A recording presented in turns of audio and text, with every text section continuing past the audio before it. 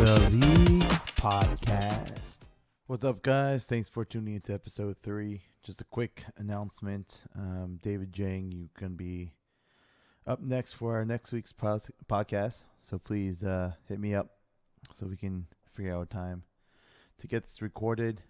Another thing to quickly want to mention is, again, please have an intro song ready for when you do your podcast. If you don't, as I've mentioned since the very first week, I will choose one for you. And it just happens to be that our guest this week did not choose an intro song, so I get to choose one. Here we go.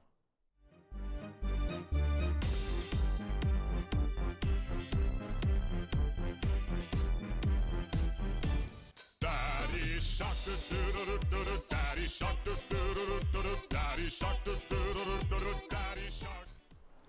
Ready. James. Welcome, sir. Hey. Thank you for coming on the show so late. You're welcome. No problem at all. How are you? I'm good. How are you? Good. Baby has been sick a little bit. Well, nobody had a fever. So we're working on Hooney's podcast. I'm finishing it up. I'll probably have it up tonight. And I might actually just do yours and just put it up. Well, A dual. I'm only speaking for myself here, but I've heard from multiple people in the Kakao Talk and everything. Like, the first episode was phenomenal. Really? Oh, absolutely. Hooney and I, we were talking. We're like, man, dude, when's the second episode coming out, dude? Yeah. So Dang. yeah, that was supposed to, I was trying to get it done last week, but with Garrett being sick, he was like waking up in the middle of the night, so I was just like, nope, No. gotta sleep before. No, plenty of dads in the league to understand. Yep, actually, you'd be the first dad. Congratulations on your baby girl. Yes. The first baby girl daddy until Chris Song gets on the show. That's right. That's crazy. Yeah. Angie's doing well. She's doing great. Yeah. We went to a farm today with the boy. I saw it on Instagram, Facebook. Yeah. One of social It's funny. He loves like animals, like stuffed animals, but real animals, he was just scared shitless. So that's pretty funny. Even with dogs. No, dogs he doesn't care about because we have dogs. But like animals, just like chickens. There's chickens, goats, pigs, ponies, you name it, alpaca. But I figured, like as a dog, animals. That's what I they thought. may be That's what I a thought. little He's- bit I thought used- like, oh, he saw a bunny. I was like, oh, he's gonna like a bunny. No, scared shitless. Scared. Yeah. Really. Yeah.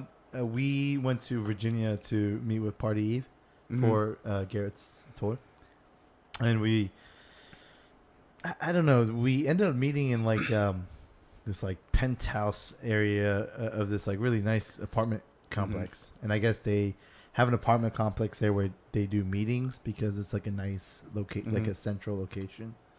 So we went there, and I was with Garrett. So Virginia. This was probably like at like 7 in the evening, and that's his bedtime. So we thought he'd be pretty cranky. But I was just keeping him company, and there was this lady who came in with a dog.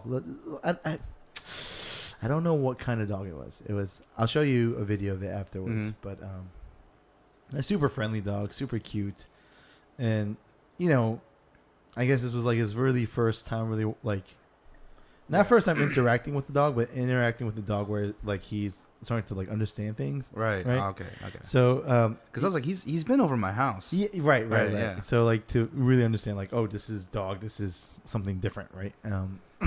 So me being a paranoid dad, I'm like, oh shit, this dog is gonna bite my son, right? I'm like super on edge, right? But he was loving it. He was chasing that dog around. The dog awesome. was playing like super well. Like they're like he was giggling, laughing. That's awesome. Now I'm at the point where like Timiny's like trying to take their stuff out of their mouth even. Oh, okay. So they'll like nip at him, Oh. right? But then like Rocco would miss, and I'd be like, Rocco, get him back next time. I'm pretty sure that kid is indestructible. So Father of the Year award. that's right. All right, so let's get this show started. I thought what we could do is we'll just go over your picks real quick because yours was last week, right? Yeah. Um, Didn't have a good as clairvoyant week. As David Jang says, James James' record 3-3. I'm pretty sure when David was writing this, like, you know how when you're writing on like Google Docs or whatnot, like, and you're grammatically wrong, you get like green squiggly lines, and when you get like when you spell something wrong, you get the red squiggly lines. Right. I was telling him that his rough draft probably looked like a Christmas tree. Just riddled with errors, and you could read it. It already is. It's just. Was it bad? I thought bad. I thought it was okay. I mean, I could probably. I'm not even gonna diss him like that intellectually, because there's plenty of things to diss about his team. So hey, I'm gonna leave it alone. Hey, he's sitting up top there, so can't really talk too much. All right, so let's look at your picks here. We got Blessed versus Golden Tate. You thought the Golden Tate Warriors would win, which I believe you were right? Yeah. My biggest thing was Pat Mahomes. I mean, Pat Mahomes' first 3 weeks is like, holy, where's this guy? Like, where did he come from? Oh no, actually, GT lost. Really? GT lost oh to no. GT lost to I don't. James. I don't care though. You know what I'm saying? And Pat Mahomes, 24 points. Sammy Watkins, which I just got in a trade, got 0 points. Oof, and Isaiah Crowell, who I got in a trade, got 1.05 points. But I got Keenan Allen. That's all I need. I mean, honestly, Phillip Rivers is playing, like, pretty good. I mean, Phillip Rivers always, this is about Phillip Rivers' ceiling, in my opinion. But he's playing the ceiling, He's like Romo. Fantasy-wise, he's always that's a really good comparison. Put up a good. That's a really good comparison. Right? But I think the fact that, like at the emergence of Mike Williams, that's his first name, right? Mike Williams, and Tyrell Williams still being a factor. Honestly, I think his reps are, his targets are being siphoned away a little bit. But I mean, Keenan Allen, you can't sleep on Keenan Allen. I just need receivers. I need receivers. I need running backs. Well, so did Jita, but That's he true. got to me first. Right. I mean, Alex Collins and Jay Ajayi. Right. I wanted to get rid of Ajayi because of his fractured back. That just doesn't sit well for me. I guess he knew about it, and he played well. I mean, he didn't look like he was limited by it, but still, just one hit. Yeah, no, I get it. I think but it's okay. Sammy Watkins got a hammy, so it's kind of. And you would think the Sammy Watkins. Sammy Watkins like 3-4 years ago.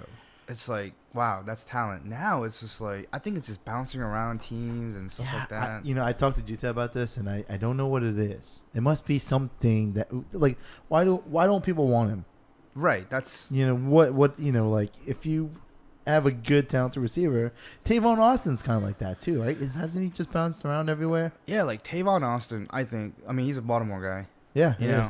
Tavon Austin, if you guys like seen him in like playing in like the Baltimore area, like, dude, they knew him. Yeah, everybody knows Tavon Austin. It's kind of like Stephon Diggs in like the Montgomery County area. You know what? But I didn't think Stephon Diggs was like coming out of college. I thought Tavon Austin had more of an upside potential in the NFL than Stephon Diggs. I thought Stephon Diggs would be kind of like a Torrey Smith role coming out of Maryland a little bit, you know. Like, but he's doing well. Like Stephon Diggs, right? To me, coming out of Maryland, was the route guy. You know, I mean, he just runs such crisp routes, and I thought he was gonna do okay, but not to this extent. I thought he was just gonna be like some slot receiver. They're like, oh man, like he's doing a really good job, like a Jamison Crowder kind of.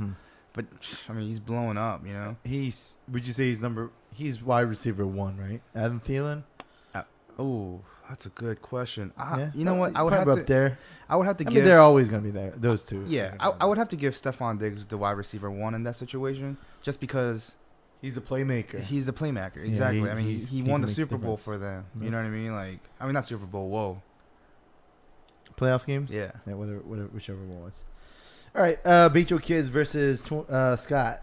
We'll talk about David's picks after this.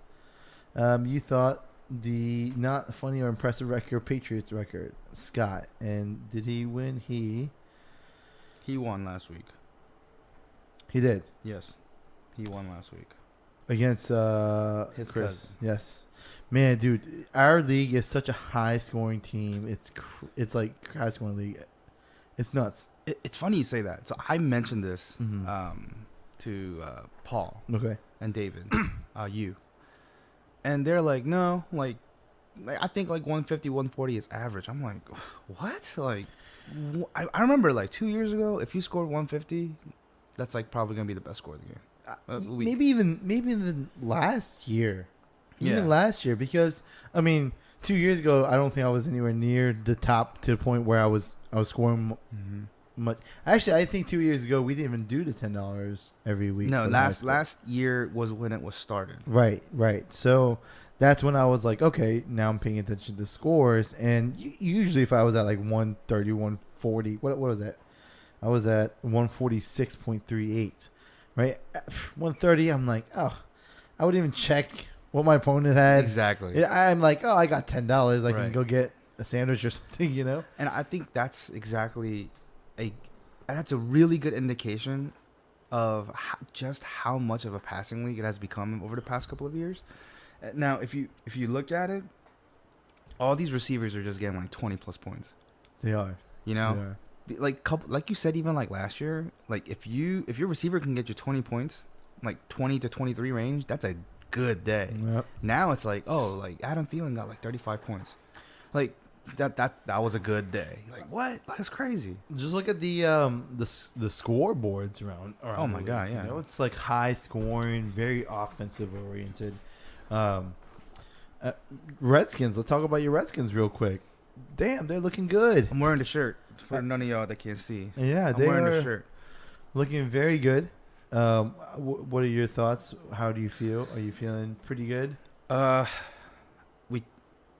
think Alex Smith was an upgrade. I know that a lot of people disagree with me on that. Let me say what I had to say about the Redskins, and maybe we can talk about that later. Right now. Yeah. Okay, go ahead. So, Adrian Peterson's a blessing in disguise. Okay. I mean, I thought that he was going to do better when Darius Geis went down. And I honestly, seriously thought Darius Geis was going to be the offensive rookie of the year, not Saquon Barkley. I don't think Saquon Barkley. Yeah,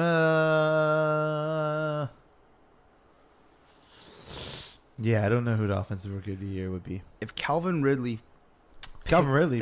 just keeps on going the way he is right now, he has a very strong shot, if not the best shot. But I still think Saquon Barkley is going to be the guy. I mean, he's been playing well. You might not say that because he's on your fantasy team. No, he's been giving me solid points. I think I don't know, I don't know about last week, but up until then he's been, I think, the only running back with at least 100 all-purpose yards from scrimmage. He's solid. Right, he is. So he's solid. What was I gonna say? Saquon Barkley. Saquon Barkley. No, what were you talking about? Oh, offensive player. Okay. Yeah. I don't know about the rookie of the year. I still have to absorb the league a little bit more to find out who the rookies are and who's making a little splash. But what about MVP? MVP conversation? Uh-huh. It's a tough one. Is it? It's a tough one. Yes. Is it? Yes, Can it is. you not Because you just have to give it to Mahomes?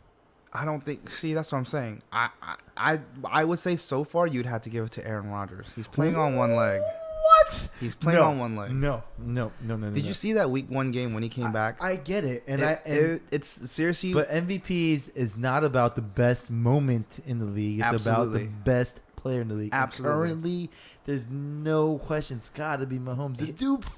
Here's me. If it's not enough that he threw fucking 40 touchdowns or whatever it is, some crazy number in the first 3-4 weeks, right? The dude threw a left-handed touchdown. Yeah, that was insane. That what? was dope. What? But guess what? Aaron Rodgers is playing on one leg. Okay, you know what I hate I hate reading or watching ESPN and people use unnecessary adjectives for sports. You know what I mean? And Okay. I always Example. thought a heroic performance was like, that's so dumb, right? No, that man had a heroic performance that week 1. Honestly, you know why he came back is because he was hurt last season and he didn't want to go out that way. What he has, it's purely pain management. You only say this because you have him on your fantasy league team. Absolutely. Hell yeah, he won me week 1. Yes, he did. He put the team on his back. I remember that. I was like, oh, there goes James's week. And he came back. I think I went to sleep like early because he came back. He came back after second half. Yeah. And then on the fourth quarter, he just came back and amazing. It's funny you say that because Angie went to sleep at the half, but my anger would not let me sleep, so I watched the entire game. Actually, I think I was at your place. You were, and then I left. You left early. Right? Yeah. Because that's. But Angie woke up the next day, and I was just like, "Oh, Aaron Rodgers came back and threw 3 touchdowns in the fourth quarter." She was just like, "I'm gonna go to work. I don't have time for your bullshit right now." I was like, "I'm serious." But think how ridiculous that sounds. Tell somebody, hey, a quarterback went down first quarter and got carted off for a knee and then came back in the fourth quarter to throw 3 touchdowns to win it from win it from behind. That's fairy tale, dude. That's movie stuff. I think if I told Carol that, she'd be like, okay. Right. And then that'd be it. Yeah. No, as in like she has no idea. Oh, well, okay. That it was a heroic performance, right? Yeah. See, like I've always hated that in sports. Like it's a heroic performance, you know, or like, yeah, no, I can't even think of anything gayer than heroic performance. But that was a heroic performance. It was a heroic performance. Saved your ass in week 1. Absolutely. Hoons versus Jigabamas. You thought Jigas. I like it. And the winner of that was Suni. Hooney. Yep, Hooney won. Man, okay, and then you thought I would win against Juan, and I got destroyed. Man, Juan's team. Rookie of the year and David's better team, the 2 Davids. I want to throw out the David versus David pick. Okay. David U's team is just so garbage that's just like an automatic pick. That's an automatic pick. I think he's the Browns of our league right now. Last year's Browns, excuse me. Okay, last year's Browns. Yeah. Because I don't know about this year's Browns. They look good. No, they look good. They look good. Right. But I wouldn't be shocked if they still are the Browns. You know what I mean? The Browns are the Browns because of the organization. And what I mean by that is kind of like the Redskins are the Redskins because of the organization. It's ran terribly. Yes. Yes, there is that to it, right? But there's something about those teams that are just kind of just nothing goes well for them. You know what I mean? Yeah, Mondo's team. Well, yeah, but in the NFL, right? We're talking about like the Browns looks good, defense looks good. Baker Mayfield, but and I don't get me wrong. I think they're up and coming, and I think they will be at least contenders or at least competitors. Maybe in a few short years, but I think this year they're gonna have to iron out some of those kinks, and I feel like they're just gonna find ways to lose. Yes. Right? They're just gonna be the Browns somehow and find ways to lose. Like Redskins, they do that all the time. They'll play absolutely a great game against the Cowboys on prime time, and they'll do something at the end where it's just like, oh, the Redskins being Redskins, right? But you know what's great about this season is that we haven't been able to say that. I didn't watch the Colts game because I was in Florida and I couldn't. Right. They didn't play it. Right. And I don't make tremendous amount of money for me to pay for any of the online subscriptions for the NFL. But I can show you how to look it up later. Well, and the internet was garbage there. So. Oh, okay. Well, but like when I was watching the Cardinals game, like I was not worried. That was the first time in years where I'm like, we had a fourth quarter lead, and I'm like, yeah, we got this. Even the Packers game, at the end of the second half, I was like, well, we got them. Like this game, it's almost done. Almost took a fork in it. I was very solid, and I felt good about it the entire time. You guys lost to the Colts, right? Yeah. Okay. Yeah. They surprisingly look good this year. They do. But I'm not gonna say the Colts are gonna be are the Colts, but I think they're also one of those teams where they're gonna get better. They're gonna have an improved record, but they're not gonna be maybe in playoffs, or they'll just be on the right outside. Right outside. So, being a Redskins fan, Yep. you know, it's me looking from outside in when we're really talking about the Browns. Now, let me ask you a question. Okay. So, I think that the Browns are probably like third in that division. Yes, I agree. You know what I mean? I agree. I'm not going to give you the rankings for that. No, I can tell you exactly what the rankings for that is. But the reason why I think the Browns are going to be a force to be reckoned with is because this is the year they let Josh Gordon go. That is a step in right direction. Just like how the Redskins did away with RG3, that was the right direction. And then we somehow screwed it up like the Redskins always do and let Kirk Cousins go. But even with that, we had drama for 3 years and we let it go. That's the first sign, teams I'm willing to get better. It's like a kind junkie. of a purge. Yeah, kind it's of like a junkie checking into detox. rehab. Yeah, cleanse, right? Yeah. No, I agree. And they've been building. You know, all those number one picks. They have to have someone, right? Look at Carlos Hyde. He's playing well. He's playing well. Nick Chubb last week, dude, he looked fantastic. He He's looked like a home run hitter. He is still on the on the waiver wire. I know. Jarvis Landry is looking great. You know, like he always does. Antonio Callaway, I think he's pretty good. I know everybody saw Hard Knocks, and we wouldn't know who he is otherwise, but I get it. He looks good. You have to admit. They do. But the only reason why I agree with your statement is because there's a clear bottom dweller of AFC North. Yes. Which is Pittsburgh. What the hell happened? Drama, man. James, let me tell you right now. Can't have drama on your team. Let me tell you right now. This is a very exciting week for me, right? Because this is still the week where we beat the Steelers, right?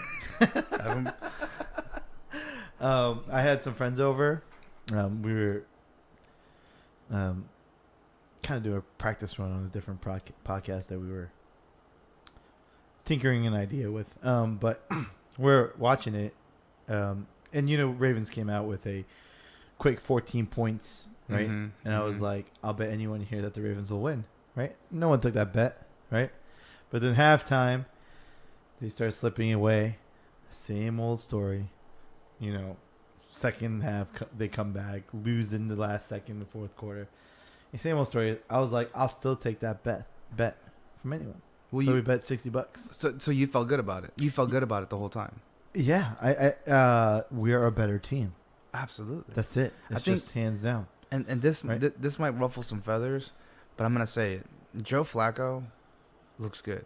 Yeah. And I'm telling you, and I think the fact that the Ravens couldn't give him any weapons over the years was the issue. Now that he has actual targets to throw to, he looks pretty good. I think you keep him, not Lamar. I mean, you keep him marinating. Yeah, you know what? I don't know. I guess he definitely didn't have this many weapons, right? That's what I'm saying. This many weapons. I mean, we always went out and got one or two free agents that, you know, Steve Smith, Anquan Bolden, but it was never like a whole core of people, right? Right. But the thing is, he's getting it out to, like, I've read like every article after the Pittsburgh win, and I always do after a Pittsburgh win because I get so excited. Right. But he threw to like 11 different receivers. 6 people carried the ball, right? It's not, like, I don't think it's, you know, Josh Brown and Willie Snead and Michael Crabtree that's coming together and making this happening. I think it's just all around they're just a better team. Their line is protecting well. Joe Flacco is making better decisions. He's, you know, being more or less pretty precise with the throw, and then defense, right? Right.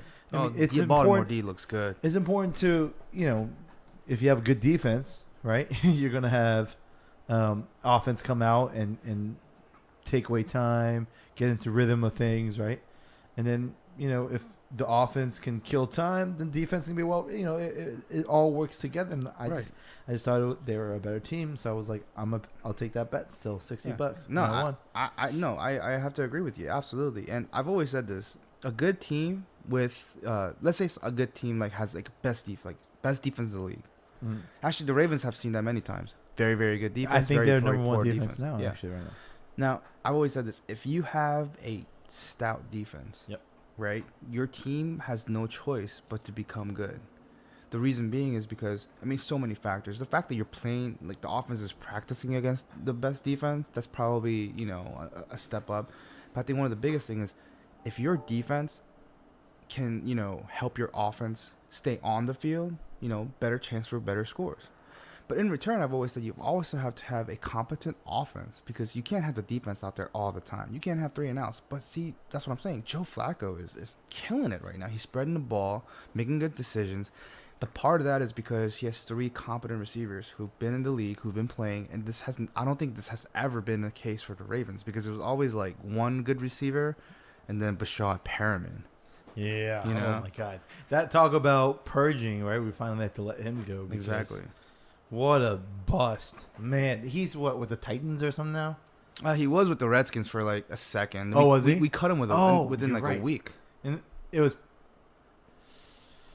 He was, but this was after preseason then. Oh yeah, actually this is during the season. This happened 3 weeks ago, I think. Man, I'm glad we're done with him. That was just man. But it's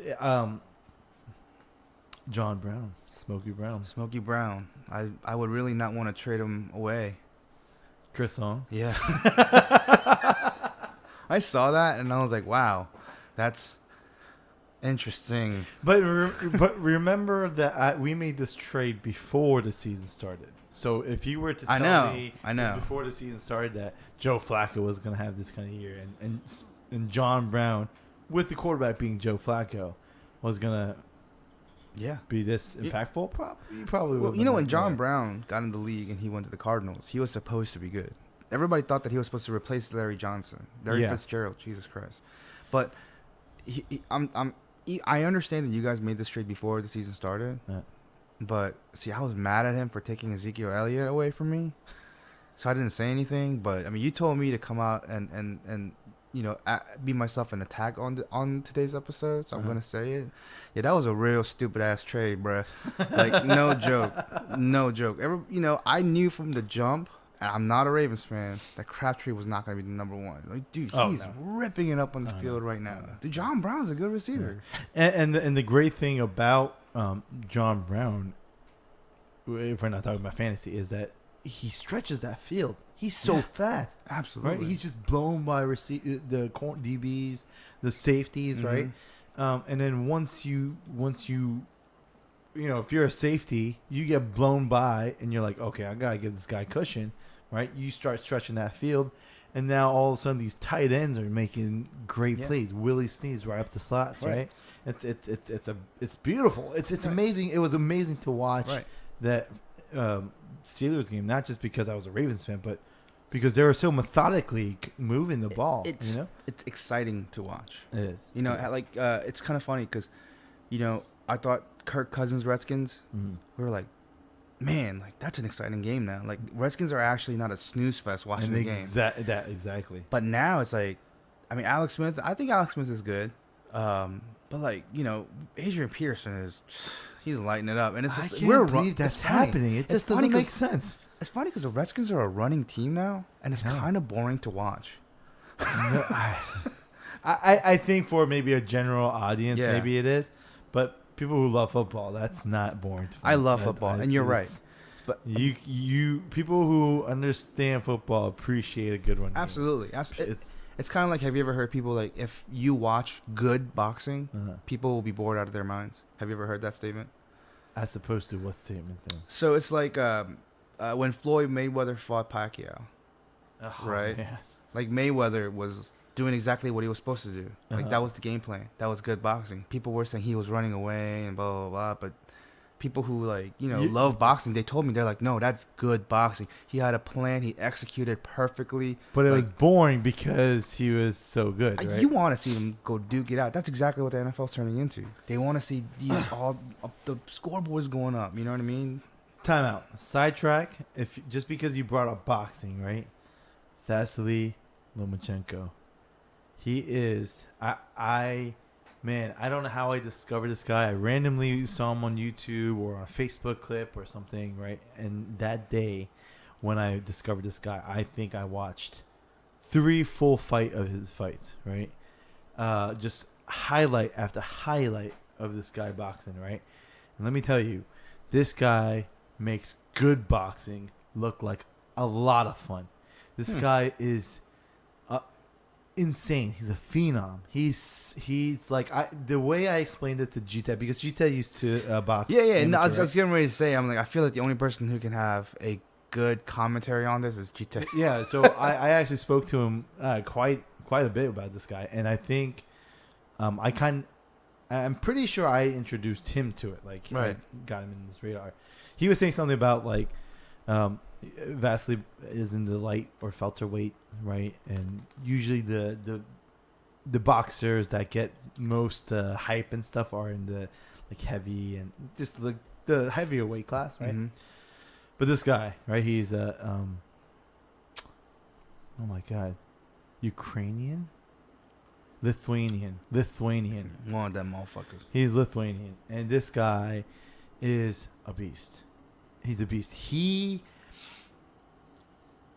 Okay, the best way I can describe it is imagine Neo from the Matrix in boxing. No, I'm telling you, man. He opponents will punch, and this dude not even just dodges, but he dodges and does like this crazy spin where like he's like now like behind him, and like he's the other boxer just turns around and bam, like he's like a step ahead of everyone. I have never seen so many highlight clips where professional boxers, these, it's not like some John Joe from the street and you're like, hey, I'm gonna pay you $1 million to fight this guy. Professional boxers just quit. They like so many times they'll go to the corner and they'll just be like, right? Because why if you have no answer to this, right? And you're just sitting here taking a beating, why the hell would you do that?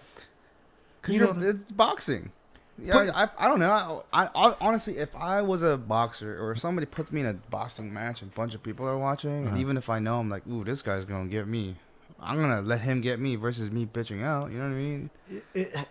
I'm 31 years old. You know what I mean? It's too old to be growing a vagina at this point. Anyways, he's fucking amazing. He's if you get a chance after our recording, we'll I'll take a look. I'll take a gander. This is football. Let's get back to football. But yeah, anyone else watching or listening, check him out if you haven't checked him out. Yeah. Sorry, huge side tangent. I fucking love that guy. Yeah. Anyways, let's go to let's talk about our fantasy news here, right? Yeah. What's up, sir? How is your team doing? My team's 3-1. Like we said earlier, this league is just scoring just an amazing amount of points per week. I scored 159 points and lost. I know. That boggles my mind. Same here, man. I was like 146. Paul was pretty. He's pretty jazzed about winning. And it's funny because he was over my house for the game that mattered. I can't remember which game it was. Oh, it was the Ravens game. Okay. I only needed Justin Tucker to kick about 14 field goals from 30 to 39 range. So I already lost. And usually we play the humble game. Like I said in the email, like I'll be, oh no, you won, man. Try to get Jinx into it. You get Lady Luck into it a little bit. Sure. But that bitch smiled the other way. And Paul he was so cocky about it. You know what I mean? Okay. Who the hell is George Kittle? Yeah, George Kittle. And I'll be honest. I picked up Eric Ebron because I saw that he's had Disley. I was like, oh my god, George Kittle. I'm going to just steal Ebron so he doesn't pick him up, just because I could be spiteful like that. Yeah, George Kittle. What a shot in the foot that was. Yeah, I passed up on him too. Yeah. Yeah, because I've been having some tight end issues. But I mean, honestly, dude, Matt Ryan has been killing it for Paul. Yeah, so that's why I picked up Austin Hooper. Yeah. You know, my mentality is with like Sammy Watkins and Austin Hooper is like, you got such a potent offense, everyone's gonna get their ball some point one or another, and if they just give me some points, I'll take it, right? But yes, George Kittle, I passed up on that guy too. We were talking about a lot of teams. I think Paul's teams look pretty good. I mean, he's number one right now? He's number one. He shouldn't be, but he's number one. I was saying that his team looks pretty good, but I don't think it's gonna last very long because you tell me that Matt Ryan is gonna score 30 to 35 every single week. It could happen, but it's gonna slow down. You think George Kittle is gonna have another 23-point game? I don't know. I didn't do too much research on it, but when I Googled his name, people are looking pretty favorable. I mean, like him and like that Seattle tight end Disley before he got hurt. Everyone was like, "Oh, these guys are gonna be pretty big, pretty legit." The only thing that makes me say, yeah, maybe he will have a pretty good year is that C.J. Beathard. Yeah, they went to college. Oh, So they already have a chemistry thing going. So maybe that'll be the thing. But no, screw that. Fuck Paul. Yeah, nope, I don't think so. He called me fat today, so absolutely not. Oh wow, that's not cool. That's freaking rude as shit. That's unnecessary. That's so rude. You know what I mean? Especially when you can't even open your eyes. Stupid. You know what I'm saying? Yes, hear this. Everyone hear this. My goal here is that you need to start talking so much shit that people can't wait to get onto this podcast. Just I'm gonna be like, James, this is for that the third episode where you talked this about me. Bam. I'm gonna basically drop Eminem Kamikaze on this. Nobody is safe. I'm gonna talk about everybody rather than talking about picks. I'd rather talk about other people's teams. All right. And how garbage they are. All right, we can do that. Yeah. So, but the thing is, they're all, it's very spread out. Look at this. We have Paul at 4-0. We got David at 0-4, and everyone else has a win at least. Mm-hmm. Right? Some are 1-3, some are 3-1. So a lot of us are 2-2, right? Mm-hmm. So it's very even. I think you guys haven't heard Hooney's recording, but no. he said that too. Like, we're all pretty much standing wise. Well, yeah, it's right there. It's pretty close. Shoulder to shoulder. Yeah. No one's running away with anything yet. The week one's question that you have for Paul from Jung Ho, like who's the best fantasy player or whatnot. Yeah. I think a good sign in our league is that everybody is like pretty much, Okay. And I think that speaks volumes about the kind of talent that we have, like fantasy player wise. You know what I mean? The only person who's not proven is David. And let's face it, David's team is 3-1. But I mean, it's kind of a lot of luck. If you ask me, I really thought his team was garbage. But it's not bad now. So I'm eating a little bit of my words, but he still doesn't get that much credit from me. Yeah, he looks pretty good. Looks pretty good. Better than his grammar. You know what I mean? Oh my god, his grammar definitely needs terrible. Okay. Who else do you want to talk about? You want to just go straight down the line? Let's go straight down the line. All right, Kamish. What you got for Kamish? What do I have for Kamish? Yeah. Really nothing that I said before. It's funny that I said he can't open his eyes, because if he actually opened his eyes, he'll see that his team isn't all that cracked up to be. Who's Austin Eckler? That's what I'm saying. Who is Austin Eckler? Yeah, like LA Chargers. I don't know. I mean, like, he has Derrick Henry, George Kittle, Austin Helen Keller. I don't know. Yeah. You know, Number 2 after Gordon, I guess. Yeah, I mean Miami has been pretty good, and I think Kenny Still has been a solid pick. That was who I wanted to go after this year. I wanted to go after Kenny Stills. Are you sure? Because rounds. Kenny Still, I think, was on the draft boards for a while. Yeah, Because I remember looking at him, I was like, man, I should probably pick him up, but I was like, I don't like Kenny Stills. I thought nobody was gonna pick up Kenny Stills, but so that was the pickup of the year for him, to be honest. I think because I mean he's been solid. He's been solid. Yeah, Well, and that Chicago D has been killing it for him. Yeah, that's what it is. Yeah, but- Freaking Khalil Mack. he ain't gonna win this week. Well, they're on bye. Yeah, exactly. He ain't gonna win this week. Okay, cool. Let's go down to the next team. Rookie of the year. More like dummy of the year. Dummy of the year. More like dummy of the year. Okay, Julio Jones is gonna play like Julio Jones. You know why? Because he's the best wide receiver in the league. Thoughts? Best wide receiver in the league. A strong case could be made about that. Yeah. To me, he can do everything. Think about it. He's a good route runner. He's tall. He's freak fast. He's a possession receiver. He can plays get with yak. passion. I love players who play with And passion. he That man. has Matt Ryan. Matt Ryan, yeah. You know what I mean? Mhm. So, I mean, I'm just saying. And plus, their defense is so horrible. They have to have good offense. Yeah, that's what I was gonna say too. Like Saints and Falcons, right? Mhm. Not only is it great that they have great quarterbacks and a potent offense that can really go off at any moment, they have defenses that just suck. Mhm. So it's like it's gonna be a shootout every Mhm. single time.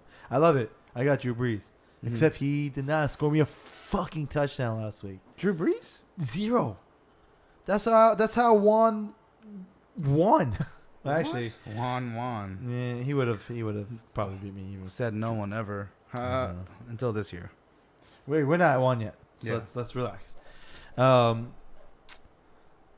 mean, you can talk shit. I'm just gonna be like, yeah, their team looks good. It's okay. You can hear me talk. It's all good because that's exactly what I want to do. Yeah, you be you be that bad devil. I'll be the angel devil. I'll be like, man, his team doesn't look that bad. Carlos Hyde, Melvin Gordon. I want to point this out here though. I'm not the bad devil Okay, or the good devil You're or just- the devil. you're just the honest. These are facts that I'm speaking. All right. Okay, and I want to point that out. I haven't heard Hooney's podcast yet, but I'm sure it's pretty docile. Bitch made. Weak. Okay. Here's what I want from this league, and it Okay. has been this way for a long time. Okay. This league has been a trash talking league. Face to face, more, but not really on the boards. Not on the actual post or anything. Yeah. I kind of want to bring it out at people. It's well, I talked to Paul about this. It's interesting how this league is kind of changing and evolving, right? Oh yeah, absolutely. I mean, love it. The trades. So many trades. I mean, that 97.5% of that is David Yu. So, Has it? yeah. Has it? I've been through that, 2 trades. That's probably wrong, and I'm not probably. That's wrong, but it just feels that way. Just the sheer amount of trade proposals that I get from that man. That's what it is. It's just it's so mind numbing, like, and it numbs my mind, and it makes you almost make those deals. You have to watch out. I think there's a viable strategy to that. Yeah, Just yeah. annoy the shit out of It's people. like Chinese water torture. You do it long enough, they're gonna go insane, and then do it. Yeah, That's like, fuck it, I don't care. Exactly. I don't care about this league anymore. Just pick Yeah. my best player. Exactly, and it's like that's what's happening. I almost and I'll say this, publicly. Okay. I almost made this deal: AJ Green and David Johnson for Joe Mixon and Dalvin Cook. I almost made that deal. Wow. That probably would have gotten vetoed, Yeah, I would have. I would have. but Would I have vetoed it? this was week 3 when Joe Mixon and Dalvin Cook was not going to play, and it was public that they were not going to play. I was going to make this trade. with the hopes that they both come back and No, and that week he just berated me with so many trade proposals that I just feel like I was like, oh, that makes sense a little bit, and then, you know what I mean? Because you compare with all the ridiculous trade proposals that he gives you, and then he gives you one that's like slightly in favor of him, or definitely in favor, but it's like better than before, and you're like, oh, that's better, so it must be better. That's a strategy. You know what? Let me sidetrack a little bit and talk to you about my trade here that we got today, right? Okay. It was between me and Jite. It was Alex Collins, and Jay Ajayi for Keenan Allen, and Sammy Watkins and Isaiah Correll. I'm shocked. Okay, Shocked please. that you're trading away a Ravens player. I thought people would say Absolutely shocked. Flabbergasted. that. David Jang, spell flabbergasted.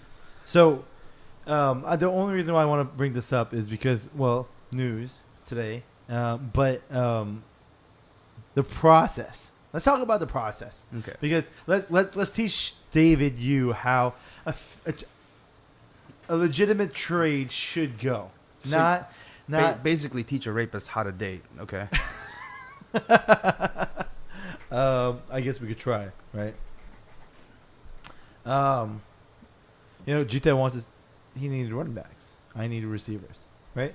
So we're already at a good position, right? Good place right there, right? He wanted Barkley, Saquon Barkley, right? Now, he wanted Barkley, and he said, "These are the receivers that I can part ways with. I would prefer to hang on to these guys." I think he said like Golden Tate. I think Keenan Allen was one of them, right? And then I told him, well, I don't know if you agree, but this Saquon Barkley was my first round pick, right? Maybe I wasn't blowing up, but he's been very solid, Rock solid. And for my first round pick, I would want something that's a little bit more enticing than Keenan Allen, or so he talked and he was like, maybe I'll give you same. We talked about different things, right? And it was like, didn't really work out. And then I tried, proposing something. I was like, maybe if I gave you this running back, and then for these guys, he said it didn't work. And then finally he proposed what last night, what the trade ended up going through. Right? It should be a nice back and forth, Exactly. with the conversation of like, okay, like, this is what I'm looking for. This is why I can't do it. Let's see if we can, because the whole point of trading is to ideally have both teams become better, right? David, are you listening? Right?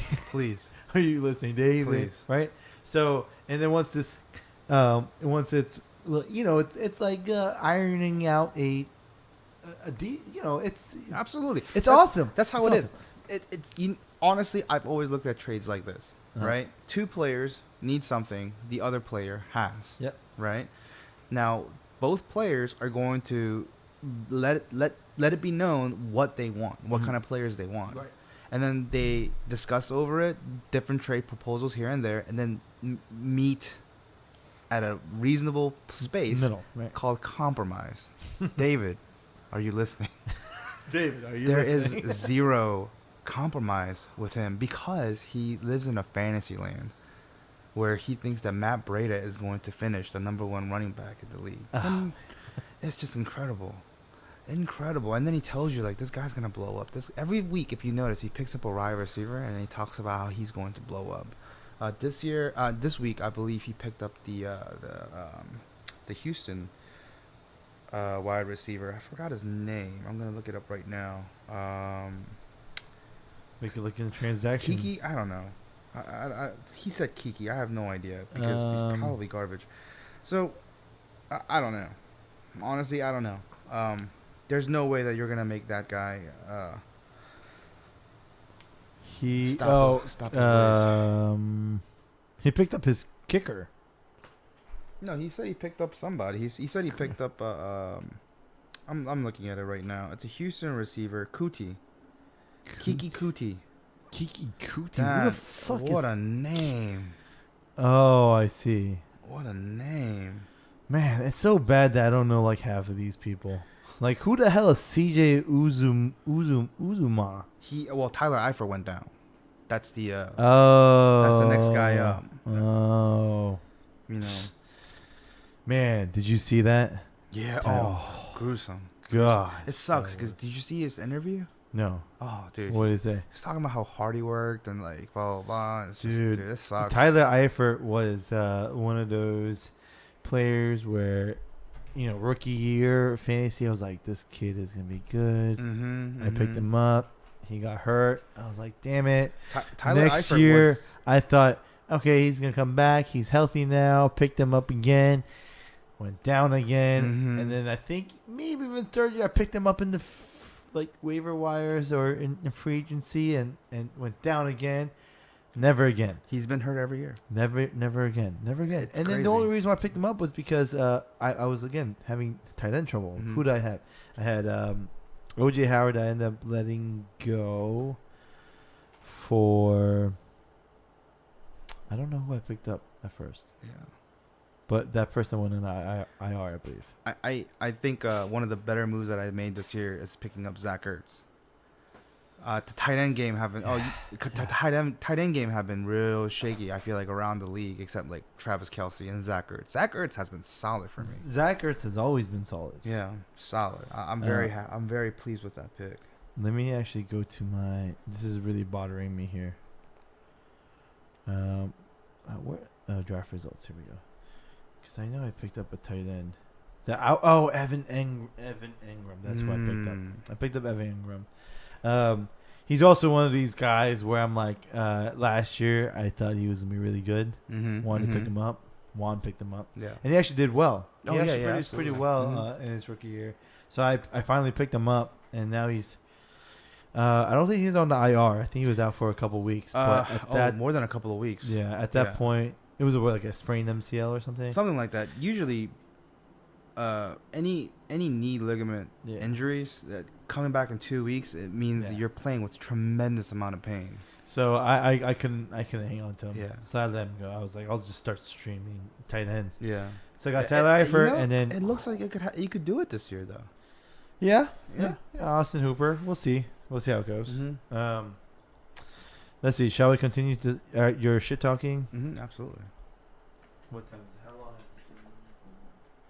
it? We're going almost 55 minutes. Okay. So we'll shit talk, and then we'll go to the Topher Talks segment, because I think that worked out pretty well with Hooney. I think so too. Well, you don't know. I don't know, but I think that's gonna work out. Is what I meant to say. Okay. I'm not low right now. Let's see here. Epic Games. That's you, Chong. What you got for Chong? What do I have for Jung Ho? How are you 2-2 with Pat Mahomes? Yeah. How are you? And you know what? Interesting this week. He's sitting Pat Mahomes for Carson Wentz. Very interesting. I think matchup wise, right? Pat Mahomes. I mean, honestly, I said it in my picks last week. He's been playing phenomenal. Let's just get that out there. He's been playing phenomenal. It's just one of those players. But he hasn't played against legitimate defense. He just has not. He played against. I mean, who did he play against first week? Chargers. A very questionable defense. Pittsburgh, absolutely porous. San Francisco, I mean, come on, you know what I mean? He played Denver, which was a more competent defense, but aside from Von Miller, it's shaky. We took care of Denver pretty well. Yeah, but now they got Jacksonville. I want to see what Pat Mahomes is going to do against Jacksonville. I think this is going to solidify Jung Ho if he believes Pat Mahomes all the way. So, do you agree with his decision to bench him? Yeah, really? I do. Yeah. Minnesota's defense hasn't looked good. Man, They I haven't don't showed know. up yet. I think I go on this notion of, at least with the first quarter of the season, like, don't overreact. Yeah. Don't overreact. Yeah. React. Just go with the trends. Kind of go with the numbers. Right. I went with the same ideology when I was thinking about Chris Godwin, right? this past excellent week, pickup. right? Right, and I'm like, he's got me points every week. You know, I know Fitzmagic was going against who they go against when they lost this week. Yeah, I'm on it because I have Deshaun Jackson. Was it Cincy? I don't remember. It was basically when Chicago. Oh, Chicago, Chicago. Right. So with Chicago, with Mac, with their defense, you go, man. This is it's hard to start an offensive play that's going against Chicago, but I was like, every week, scoring me points every week. I think I think the Fitzmagic benching was absolutely. I mean, Dirk Cotter is absolutely insane for doing that. It just shows you how flustered he is and how just like that was an emotional decision, you know. And I mean, look what happened. I mean, Jameis Winston didn't do any better. He didn't. He didn't do any better. But you also have to realize that Fitzpatrick wasn't going to be that quarterback. You know what I mean? Absolutely. Like, but it's funny. Running backs, you hear it all the time. All coaches saying, we're going to go with the hot hand. We're going to go with the hot hand. Of course.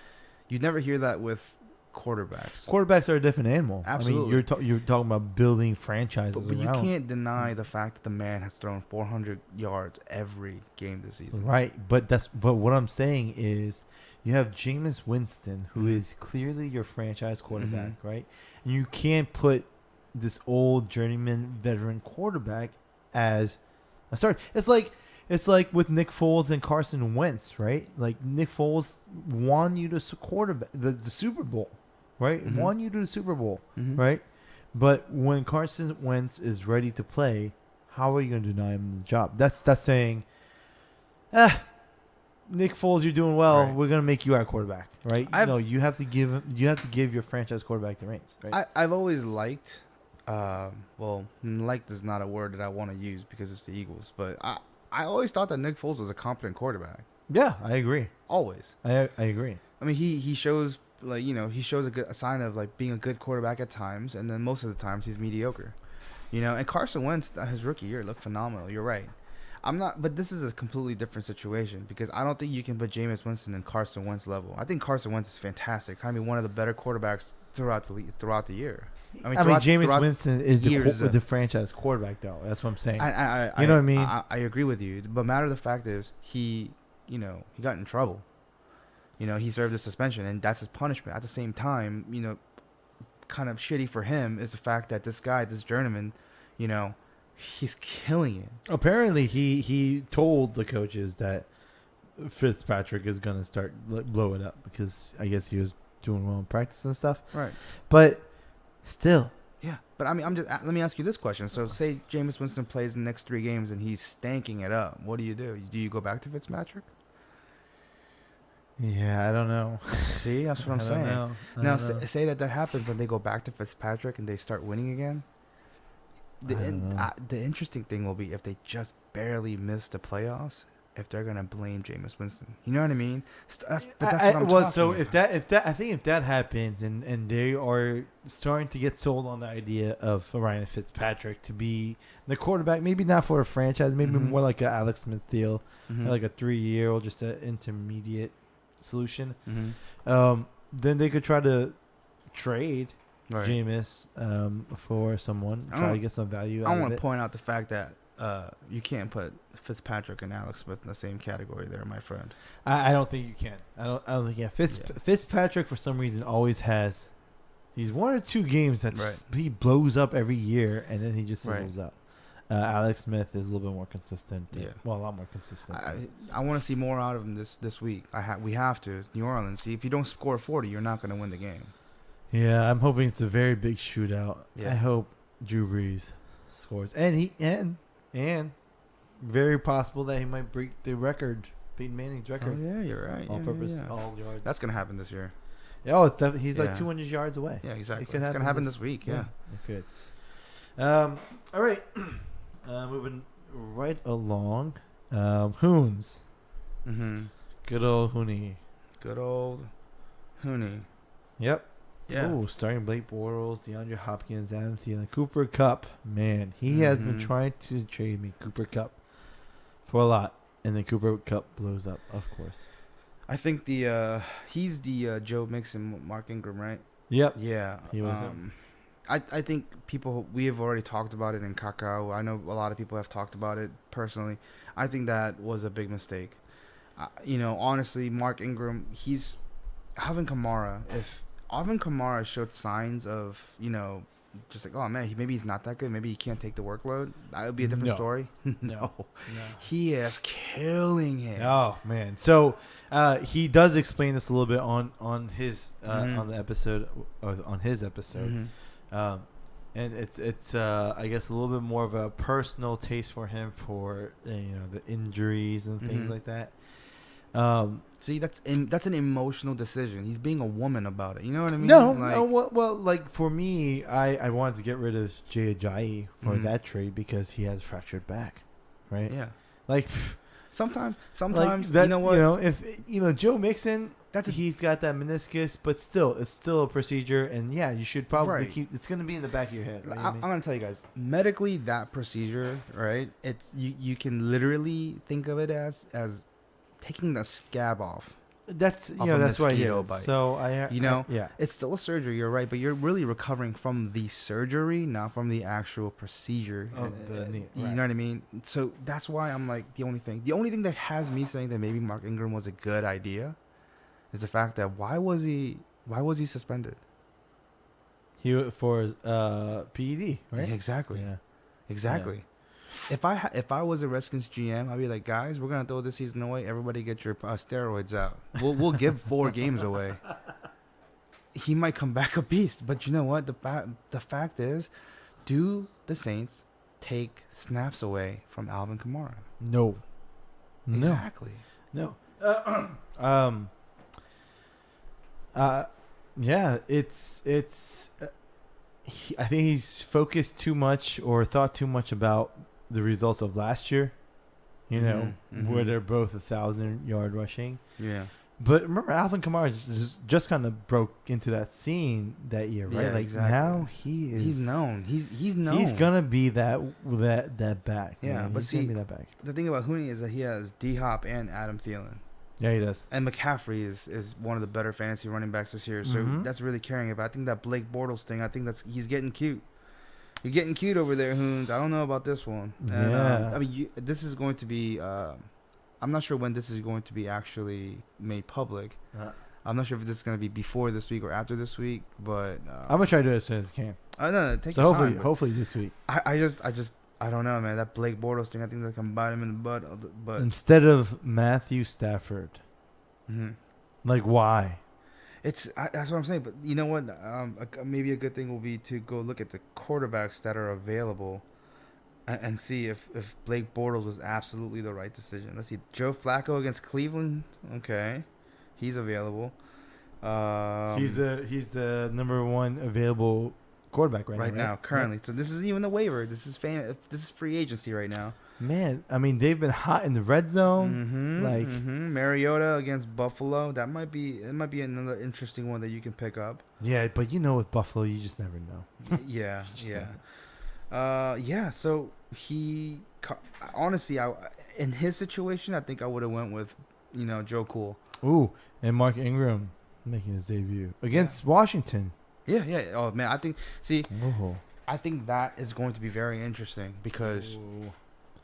I think it's going to be a shootout, right? Oh, yeah, probably. So maybe Mark Ingram's role kind of gets dwindled, and it's going to be Alvin Kamara catching out of the backfield. But if that's the case, so is Chris Thompson. So hoping for that one. I'm hoping for that one. All right. And then you got me. But you can't talk shit because I'll just edit it out anyways. So we'll just skip that. Let's skip that one. Golden Tate Warriors. Man, I think solid. Yeah, it's pretty solid. I think it's solid because of Alvin Kamara, though. Yes. I think he has a lot of middle of the pack players. I think honestly, I think the Alex Collins trade, Chite, I think you got him. He got you a little bit. I think he made a situation better than you made your situation better. Oh, him. Yeah. Him. Yeah. He. We talked, David. We talked, right? We were being reasonable, And he was saying that he's really likes Alshon Jeffrey and someone else to be start taking that number one kind of load. So that's why he wanted to give it away. Right.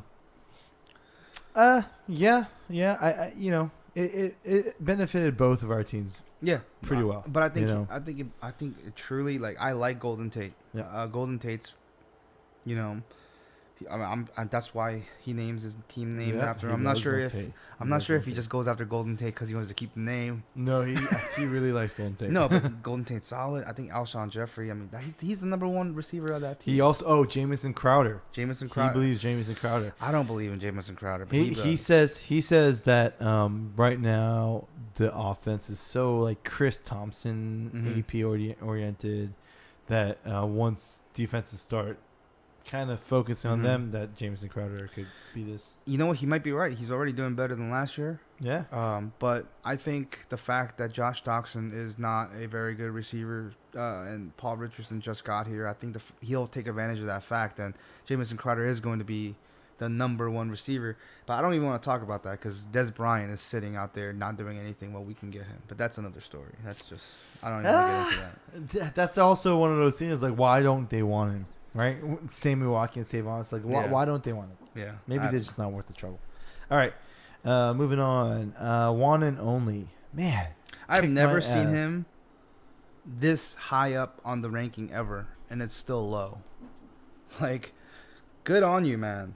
You might not go see the trophy guy this year. What about the Josh Gordon trade? Man. Wait, did that go through? No, it didn't go through. Okay, yeah. But yes. What do we think about that? So, I have so many things to say about this issue. Okay. So, this is going to be a 5-minute. Everybody, buckle up. So, originally,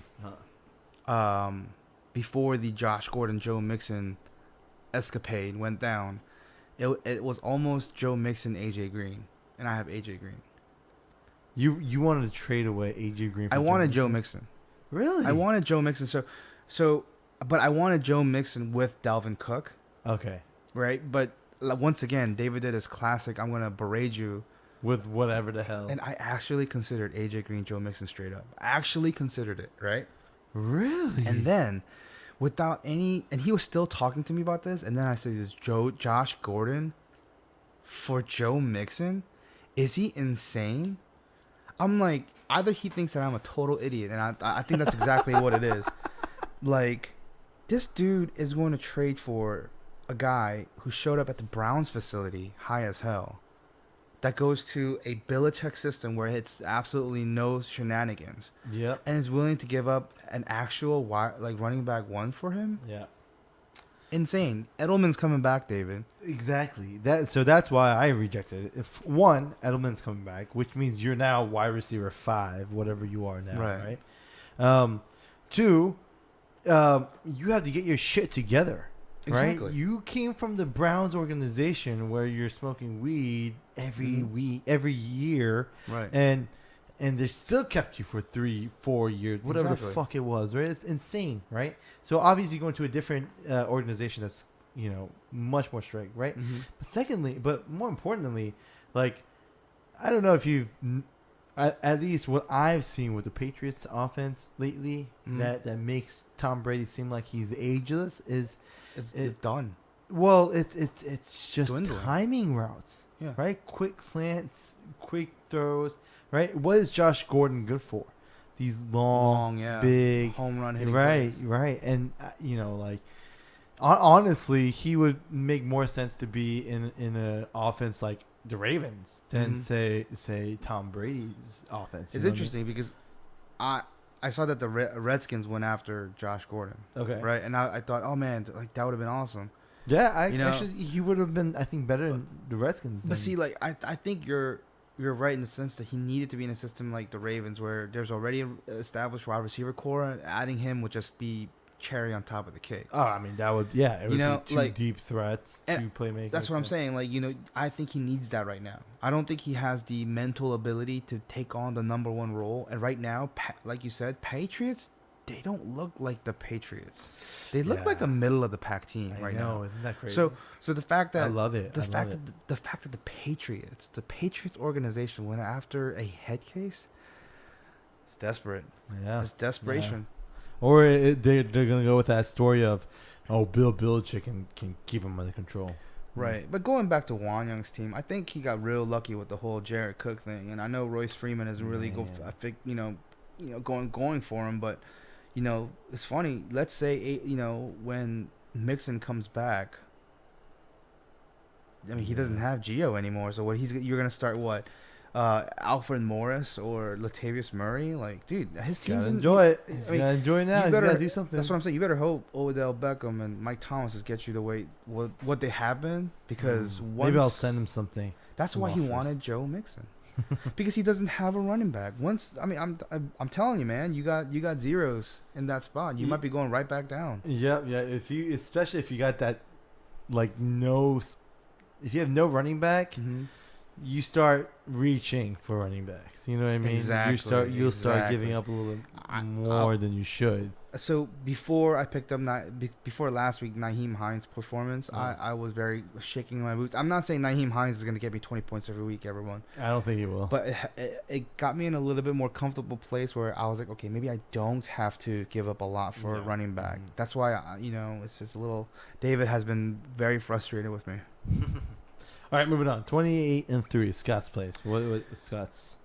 I didn't even know he was alive before that Kakao talk. The pocket tax? Yeah, seriously. Like, it's crazy. Like, that's... I'm happy. I think he's recently married. I don't know about recently, but I think he's been married, so... Maybe congratulations, man. I don't know. I'm glad I'm so so glad he's alive, and this is like not a robot like taking care of his team, because I haven't heard anything from him. But I mean, his team, honestly, once again, I think Scott has solid teams every year. But once again, well, last year he went with that whole thing where he just picked up all Patriots. He pulled a Topher last year. But guess what? I want to point out, everyone, he doesn't have a single Patriots player on his team. Yep. What did that tell you? Maybe the dynasty's done. Oh yeah. Last time I did that, which was last year, I won. Where I had no Ravens. Yeah. Maybe this will be this year, but I think his middle name is Second. Yeah. So I'm not even sure that's really gonna happen. But the Tyler Boyd thing, that pisses me off, man. I can't. I dropped Jordy Nelson and Tyler Boyd within 5 minutes of each other, and they blew up. See, that's that overreaction thing I was talking about. I spoke. You guys just take it easy for that first couple weeks. I will say this. I drove back from Florida that day. I was running on 1 hour of sleep, and I was making stupid decisions. So there you go. Excuses. I know, but that is what it is. All right, moving to Beat Joe Kids. Beat yourself. It's so funny how David says Beat Joe Kids is like him beating his kids, right? But I don't think he realizes beat Joe Kids meaning like beat you guys, you kids. I think that's what he meant to say. No, I don't know what he meant, but he needed to beat himself for that Smokey trade. That's number one. Who is Z Pascal? Like, that's Zach Pascal. I don't know. I mean, granted, Mike Evans is on bye, but who? Why aren't you? Is Larry Fitzgerald not playing? Is that why you're benching him? I don't know. Whatever it may be. He's hanging on by a thread. Yeah. He is hanging on by a thread. I think the Julian Edelman coming back for him, he needs to step up in the biggest way possible. He's starting. He's playing against me. Oh, what do you think? I want to hear about this too. I'm not too worried. It doesn't look too bad. Yeah, I wouldn't be. You I think wouldn't really be worried. It's gonna have the same performance as last year? No, last week. No, I don't think so. No. Houston has a way better defense, I think. Yeah. It's just. I mean, just looking at the matchups all the way down. They've got some tough matchups. Denver, Jacksonville. Travis Kelce's got Jacksonville. I mean, it's going to be extremely tough for him. I'm going to predict he's not going to break triple digits this week. Oh wow, that's terrible. I know.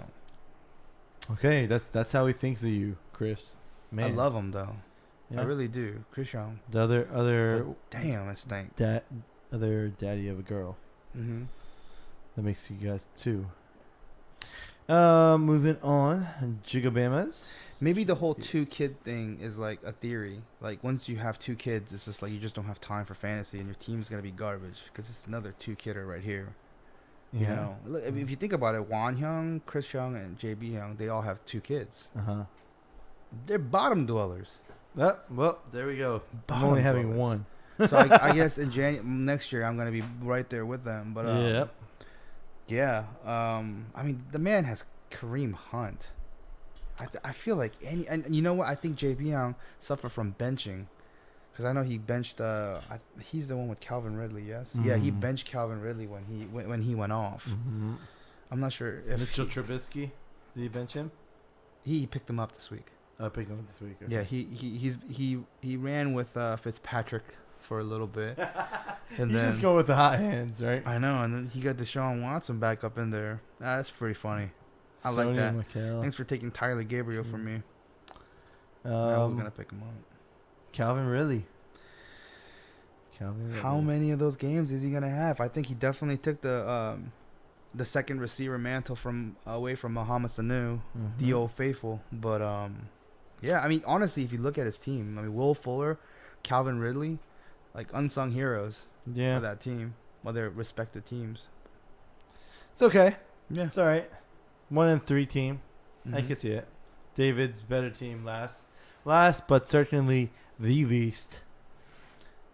David's better team. P.U. His team it stinks to high hell. Now, I want to point this out, right? Okay. The man has no receivers. T.Y. Hilton is out again. I mean, it's not going to be for a long term, but he's out again. The man has no receivers. He has all these running backs that he could be trading, but he refuses to be reasonable. Now, Topher, let me ask you this. Yes, sir. Looking at his team right away, Joe Mixon, Dalvin Cook, Le'Veon Bell, who said he was going to come back. Okay, so there's value there. Matt Breida, Aaron Jones, James Conner. If he made reasonable trades right now, his team can come back. He could be a solid team. There are a lot of teams out there because of this guy hoarding all the running backs. There's a lot of teams out in the league, including mine, that are suffering from running back. I need running back. I went with that strategy during the draft. Pick up the running backs. Yeah. Because they're less of a pool than receivers. Right, but like, who's your wide receivers now? You said. Well, because you made 2 trades, yes. Yes. You got Smokey for one of your the first for trade, Barber. And you got Keenan Allen, Sammy Watkins, and Isaiah Crowell. Right. So I mean, just looking at your team, right? Sterling Shepard, John Brown, Keenan Allen. You got Chris Godwin's, on a bye this week. Sammy Watkins, I think, Keelan Cole. Good idea. Benching him. That's what I'm saying. Like, you've turned your situation into a better situation because you made reasonable trades. I would take any of your receivers. I would take John Brown over any receivers that David has, except T.Y. Hilton. What is he doing sitting on these players until week 5? He's determined to give us his money. That's what he's trying to do. That's exactly what he's doing. It's not the NBA, David. It's not even the NFL, because remember, we're not 16 games including playoffs. You have to make the playoffs. Yep. That's another thing. He's winless. He is winless. We're past the quarter mark in our league because it's not 16 games. You are correct. All right, and is that the last team? Yes, that's the bottom duelist. All right. I think the podcast is. Let me see here. We're going on an hour and 20 minutes now. So let's wrap this up with a quick Topher's Talk session. It actually worked out well with Hooney. You guys will hear about it when that comes out. He talked about, I think, like weddings and toes and monies and money, like, why people would spend that kind of money. It was a good talk. What about you? What would you like to talk about? Any particular? Dang, I didn't know I had to get. Well, ready. So I think initially this segment is like kind of like an open forum. Right. I I think last week with Hooney, I was gonna just kind of just talk about whatever, but he actually had some questions prepared, so he asked. But whatever. How? I'm guessing this is gonna be a little bit of an edit. Well, it depends on how long we sit here. I'm talking about this right now. Like, yeah, because we're thinking of something to talk about. Actually, you know what? I know what I want to talk about with you. Okay, what's up? So, I mean, like, you're a man of many hobbies. Yes. You know, I think. Okay. I would say so. I think a lot of people agree with me when I say you're a man of many hobbies. Now, I think that this podcast thing, I was very skeptical. Okay. Because I was like, this is a lot of time, a lot of effort, Yeah. Oh, man. But you know what? Seriously, like, that first podcast, it was good. It was good. Like, the quality was good. I thought you guys talked about interesting things, but like I said, like, you got your job, you got a baby, you got all these things going on, and you're doing this and you're doing that. Like, are you biting off more than you can chew, you think? Probably. Yeah,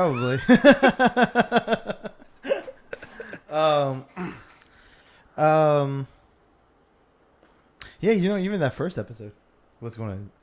No. Okay. Even that first episode, it's still not exactly the way I want it done. That first episode really was a trial, if you will. Recording was too, but even just like the other parts that I, like the intro song that I. You hot? Do you want some air? Oh yes, please. That's really good. Does that not pick it up? A little bit, but it's not. It's minimal. Again, it's close range mic, so it really picks up when you're really up close. So I should have been like this the whole time. No, it doesn't matter. I can. So that's the good thing about this is I can like, if you're quiet parts, I can like raise your volume up, right? Oh, so wow. so the thing, going back to this whole podcasting idea,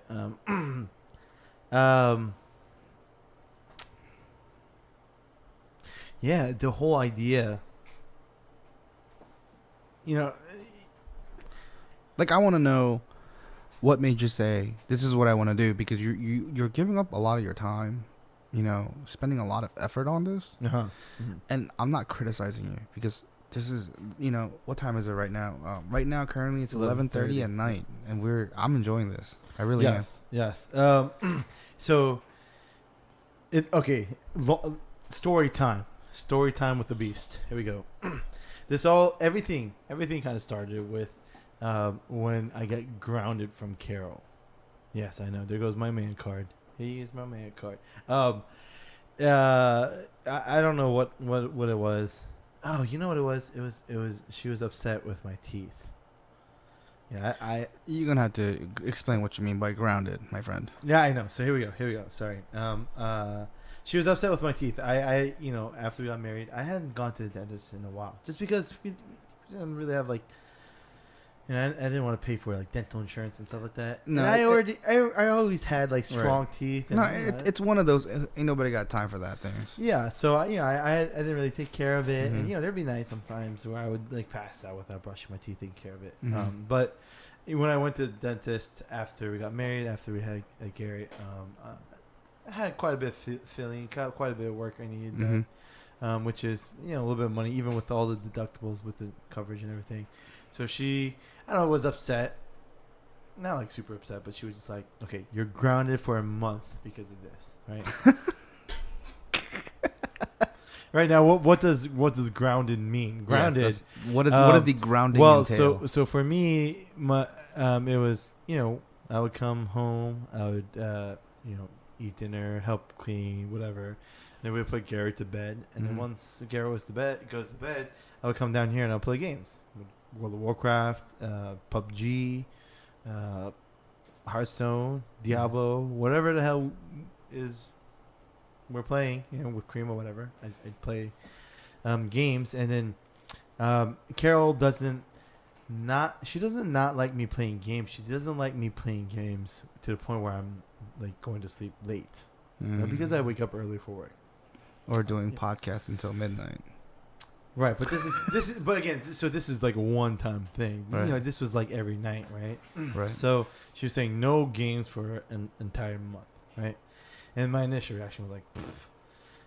I mean, I love you, honey, but come on, what are you, my mom? Like, you're not gonna ground me. What is this? This is not how this is marriage. No, Did she this enforce is not.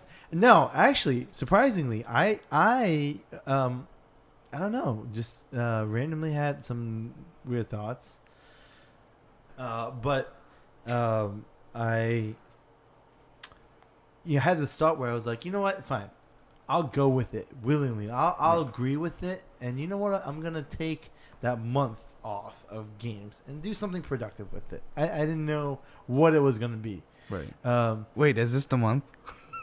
Oh no, it's not the month. This is not the month. This is actually a really, really long story. So Okay. I'll try to wrap it up quick. It was so I whatever it was, cooking, just anything just to better myself, I guess. I was like, I'll just do it, right? And this, I think, was around the time Jen got engaged. Oh, okay. Yes. And why this is relevant to the story is because of this idea that I've always briefly talked about with Carol, maybe some other people, about me wanting to get into the wedding business, right? Mm-hmm. Just because our wedding was a lot of fun. We were very thorough about it, and I don't know, like whenever I go to other people's weddings, like DJs is one of the things that I've always critiqued about. It's a make or break, I think. That's one of the make or breaks. If you have a crappy DJ and people aren't having a good time. Your DJ was awesome. I know, and he's like, oh, I got so much better now. I can't remember who. He did Paul's. He did Paul's too. Yeah, he did Paul's as well. Yeah, very good. But it makes or breaks because I mean, what is a wedding? What is a reception? Right? Exactly. You get married, beautiful ceremony, like happiest day, mushy stuff, insert mushy stuff here, right? But a reception is a celebration of that special moment, exactly. right? And man, if you have a terrible DJ, Mm-hmm. that celebration goes sour pretty quick. Oh, absolutely. So when I was planning our wedding, I would always be like thinking of different ideas for our receptions and whatever, just to make it cool, throwing this big party, if you will, right? And I had all sorts of great ideas, so much so that we didn't have enough time to fit everything in, right? Mm-hmm. But once we got married, I would still come up with these ideas, but it's like, Can't get married again. Yeah, I'm not gonna get married again, right? So that's why I thought maybe if I could get into the business, right, and particularly of the wedding business, I would want to be doing like party or event planning, event coordinator, right? Mm-hmm. I think that's It's a lot of work. It is a lot of money though too. You're right. Right? I mean, it could be a whole new career path if I wanted to. You're absolutely right. I mean, you're a business owner, so I mean, I feel like I've actually never seen Casey's Coffee other than the one that's in Colombia, but like I'm not sure if your business is the type where you can kind of give the responsibility to somebody else and it'll still run itself kind of deal, or if you have to completely step away from. But yeah, you're right.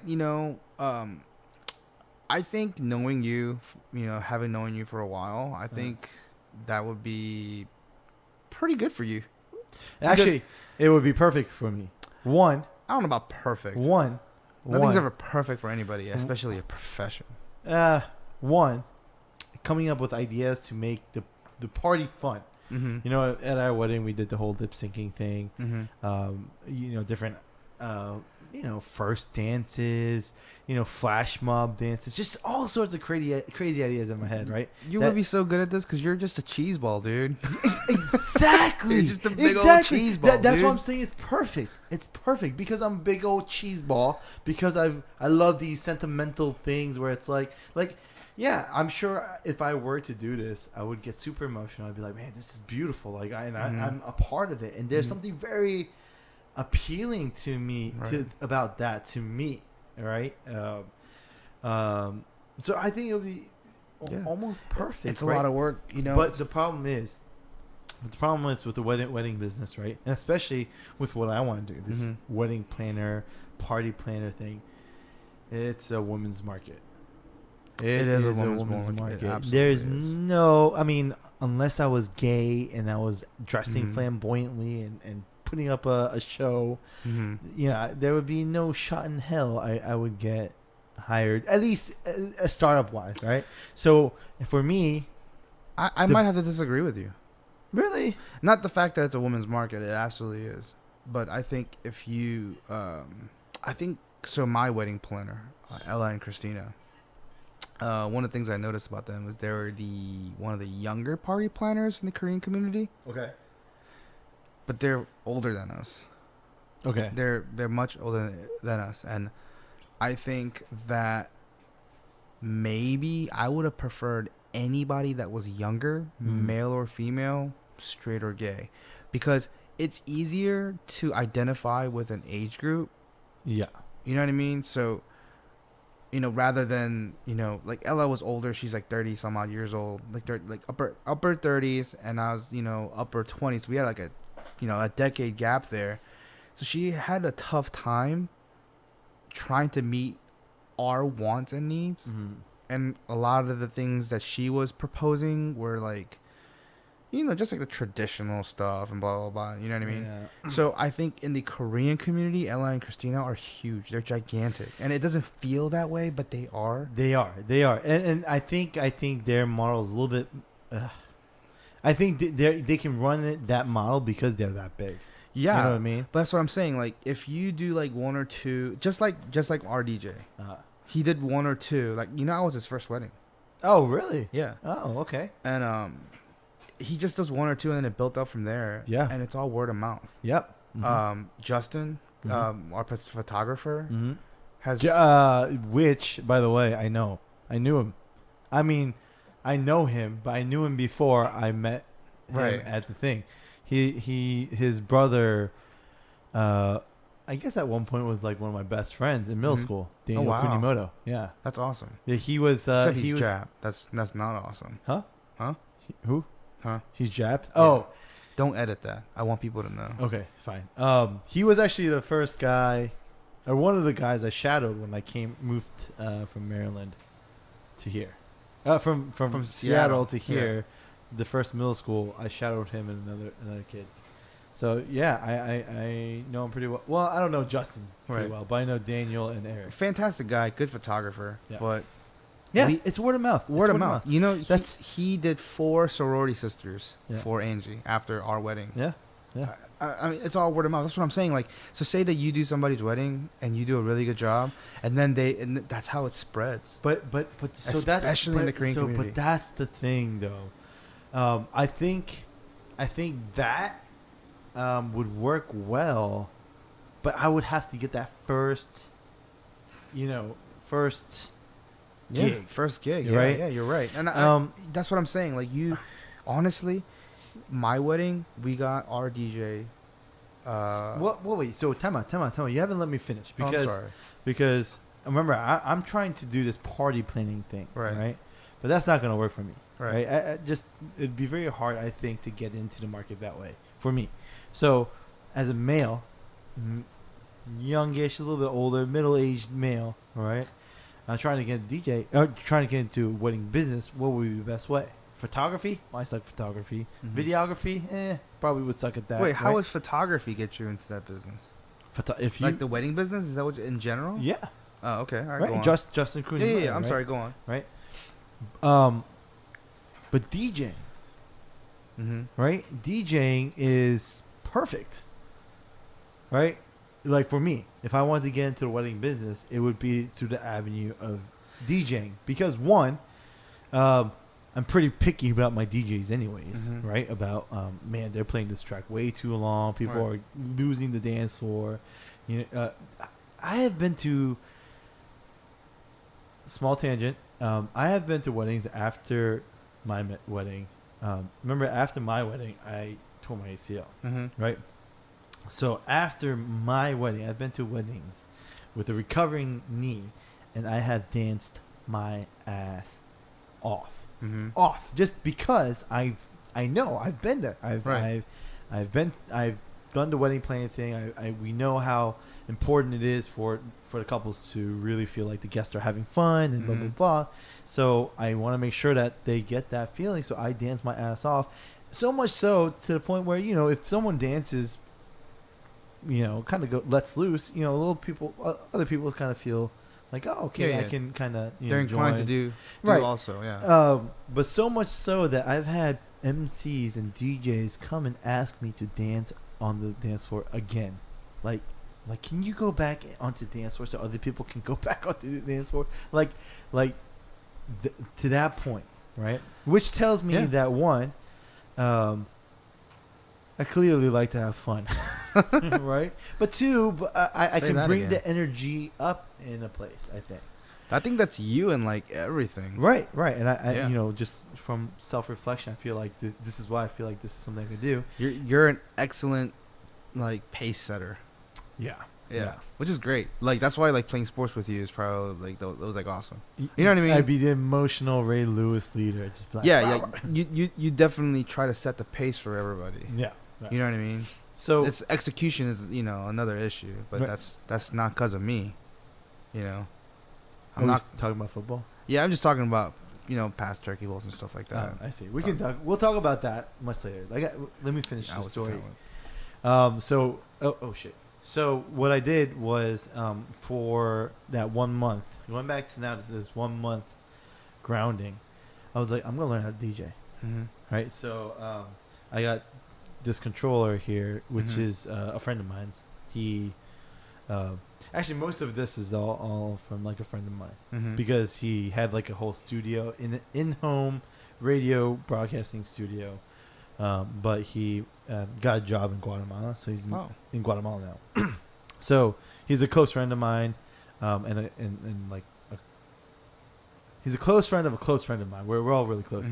So my buddy asked him, because we wanted to do this podcast, like, hey, can we use some of your stuff, because it's just sitting there and not doing anything, right? So rather than being in storage, let us use it. Right. So I got that from him, and I learned it. In the month. Just looked up every video I could, read whatever I could, and probably took a little bit more than a month, because after the grounding time, I still didn't really play games. I was just so into it, right? I was loving it, and I think now I could say, at least with the DJ and control stuff, I know it pretty well, pretty well. But that's good. That's good. I mean, spending your time wisely. Well, but learning the software and the controllers it's like, I know how to play the guitar, but to make music, you see what I'm saying? Totally like, different there's story, a different art part of it when you're mixing songs, editing, right? Even if you know how to do it, right. Well, editing is production. When like, what is your DJ's name? John? Was it John? I don't know. I don't care. What was the MC's name? Was it He didn't have an MC. Oh, it was when he was when he did my wedding. He found out 3 days before my wedding he was doing my wedding. Oh wow! So it was like It could have been you. I think at that point I was interested, but I didn't think I could invest. Here's a quick little trivia that might be funny for you. Okay. Guess who the backup DJ was, or not backup DJ? Guess who it was going to be? Chris Lee. It was going to be Hooney. Oh really? We couldn't find a DJ. We did find a couple DJs. They were terrible. They were expensive. And then Sarah introduced us to her friends that was DJs. But Sarah listens to some weird ass music and drinks soy chai lattes. You know what I mean? Like, we were like, what? This dude didn't know anything. So we're like, all right, we're gonna have to be done with that. I seriously was just like, I called Hooney. I was like, Hooney, it might be you, dog. And he was just joking. So he was freaking out a little bit, because I'm not sure if he was like, is this dude serious? I was 100% serious. It was going to be like, I'm going to just click next on, like on my iPod kind of deal. Dude, seriously, that would have been bad. Yeah, it would have been bad. Oh and I could go into detail on why that would have been bad, but that's very surprising, because I've been asking Hooney to come into this business with me because he would make a great MC or a DJ, right? If he wants to learn to DJ, I can teach him how to DJ, and I could be that MC, or vice versa. Right? Hooney is like great positive energy in the room. He's, I love him to death. Great positive energy in the room. He wouldn't make a good MC though. I've met a lot of people who could be great MCs. Have you met Patrick yet? My friend Patrick. Oh, he was your MC. At Exactly. Yeah. See that dude, Ella and Christina came up to them after the wedding and begged him to go to be their third partner. Oh wow, really? He didn't do it? No. Why? Why do people shy away from the wedding market? Well, he already is kind of in a business where he's like a party planner. He's like an event coordinator. Actually, I'm not sure what he does, but he's like a general manager now, actually, in DC, one of the Japanese restaurants, barbecues. Oh, okay. Yeah, it's actually really good. I recommend it. But they approached him and they're like, "You did such a great job." Partly because 60% of everything that went on that day, Patrick made it happen within less than 24 hours. He called his contacts. Became bartenders were his. Okay. Every single thing that the bartenders used to serve was from his restaurant at the time. Oh shit! Those were bartenders from his restaurants. Oh, I see. All so he had the connects. He has all the connects, all the networking, like food arrangements, when it should come out, how it should be set up. Everything was him.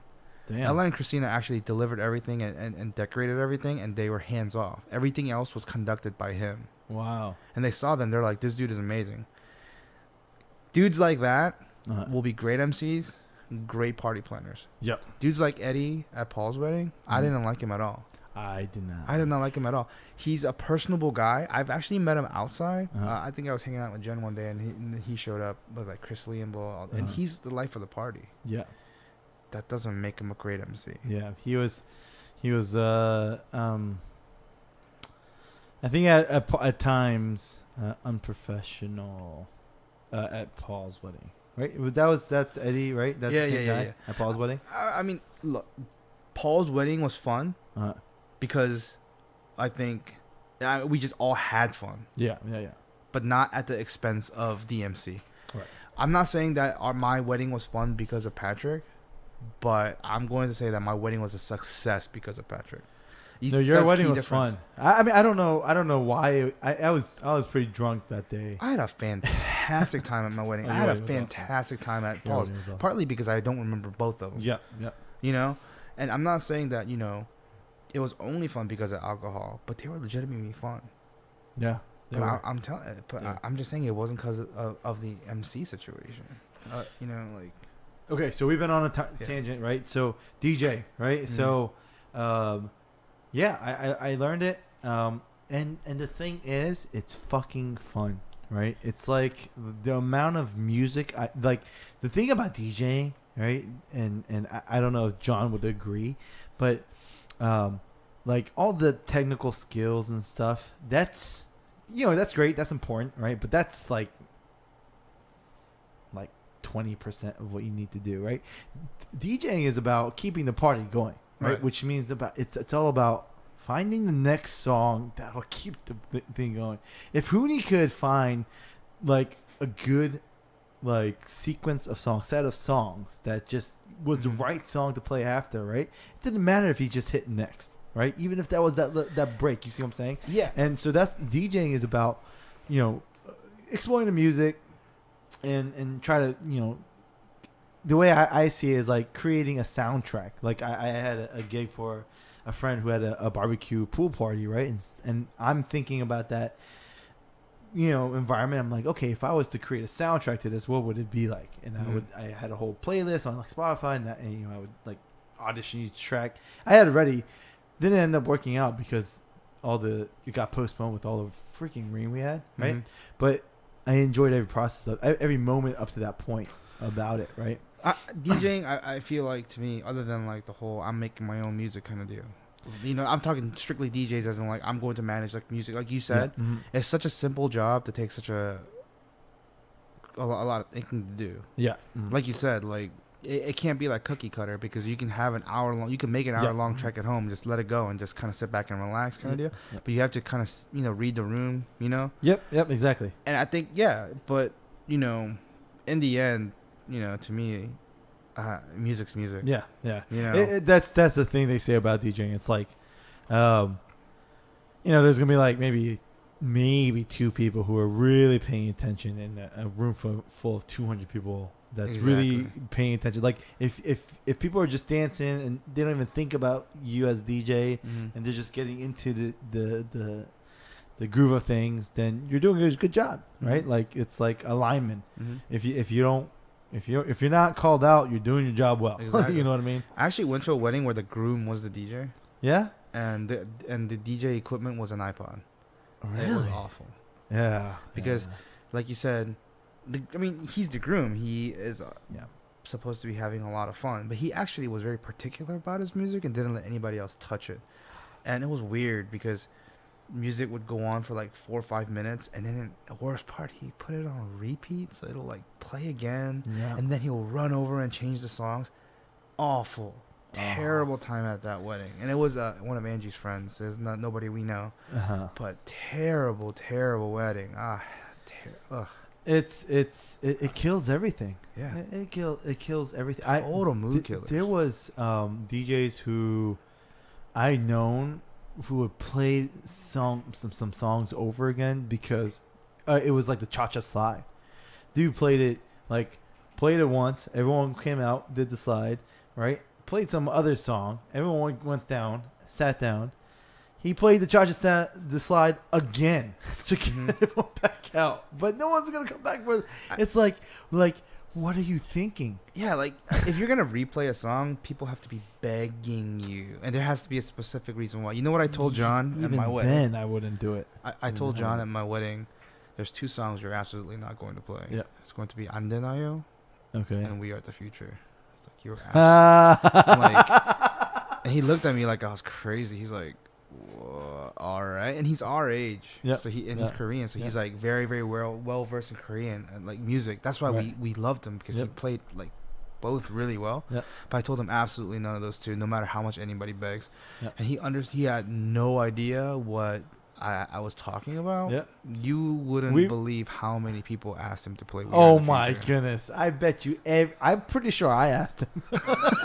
Maybe, dude. He was just like, "Yeah, I don't know what that meant, but so many people came up to me and asked me for that song. I had no idea what was going on." Oh man, that would have been great. But so that's what happened. Oh, but then to bring this bad boy right back to podcasting, right? The whole podcasting thing really happened maybe like a month ago. I went to a friend's engagement party / fair. So she's getting engaged. She's engaged, but she's moving to Singapore, and she is getting married there. So probably the last time I'll see her for a while. I think she's going to be there for like 3 years. So I went there, and this was right before. It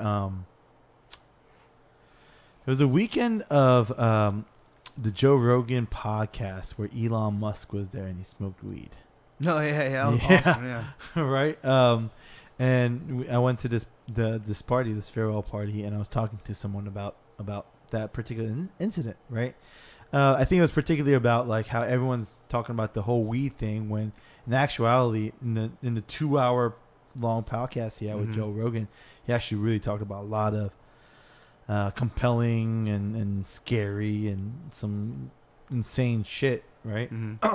But everyone was talking about the weed, right? Anyways, we're finishing up our conversation. We were going to the bar to get another drink, whatever. And I was like, hey, we should make a podcast because that conversation was just, it was interesting, right? What the conversation we had, right? And then my buddies heard that, and then they just took this idea to another level.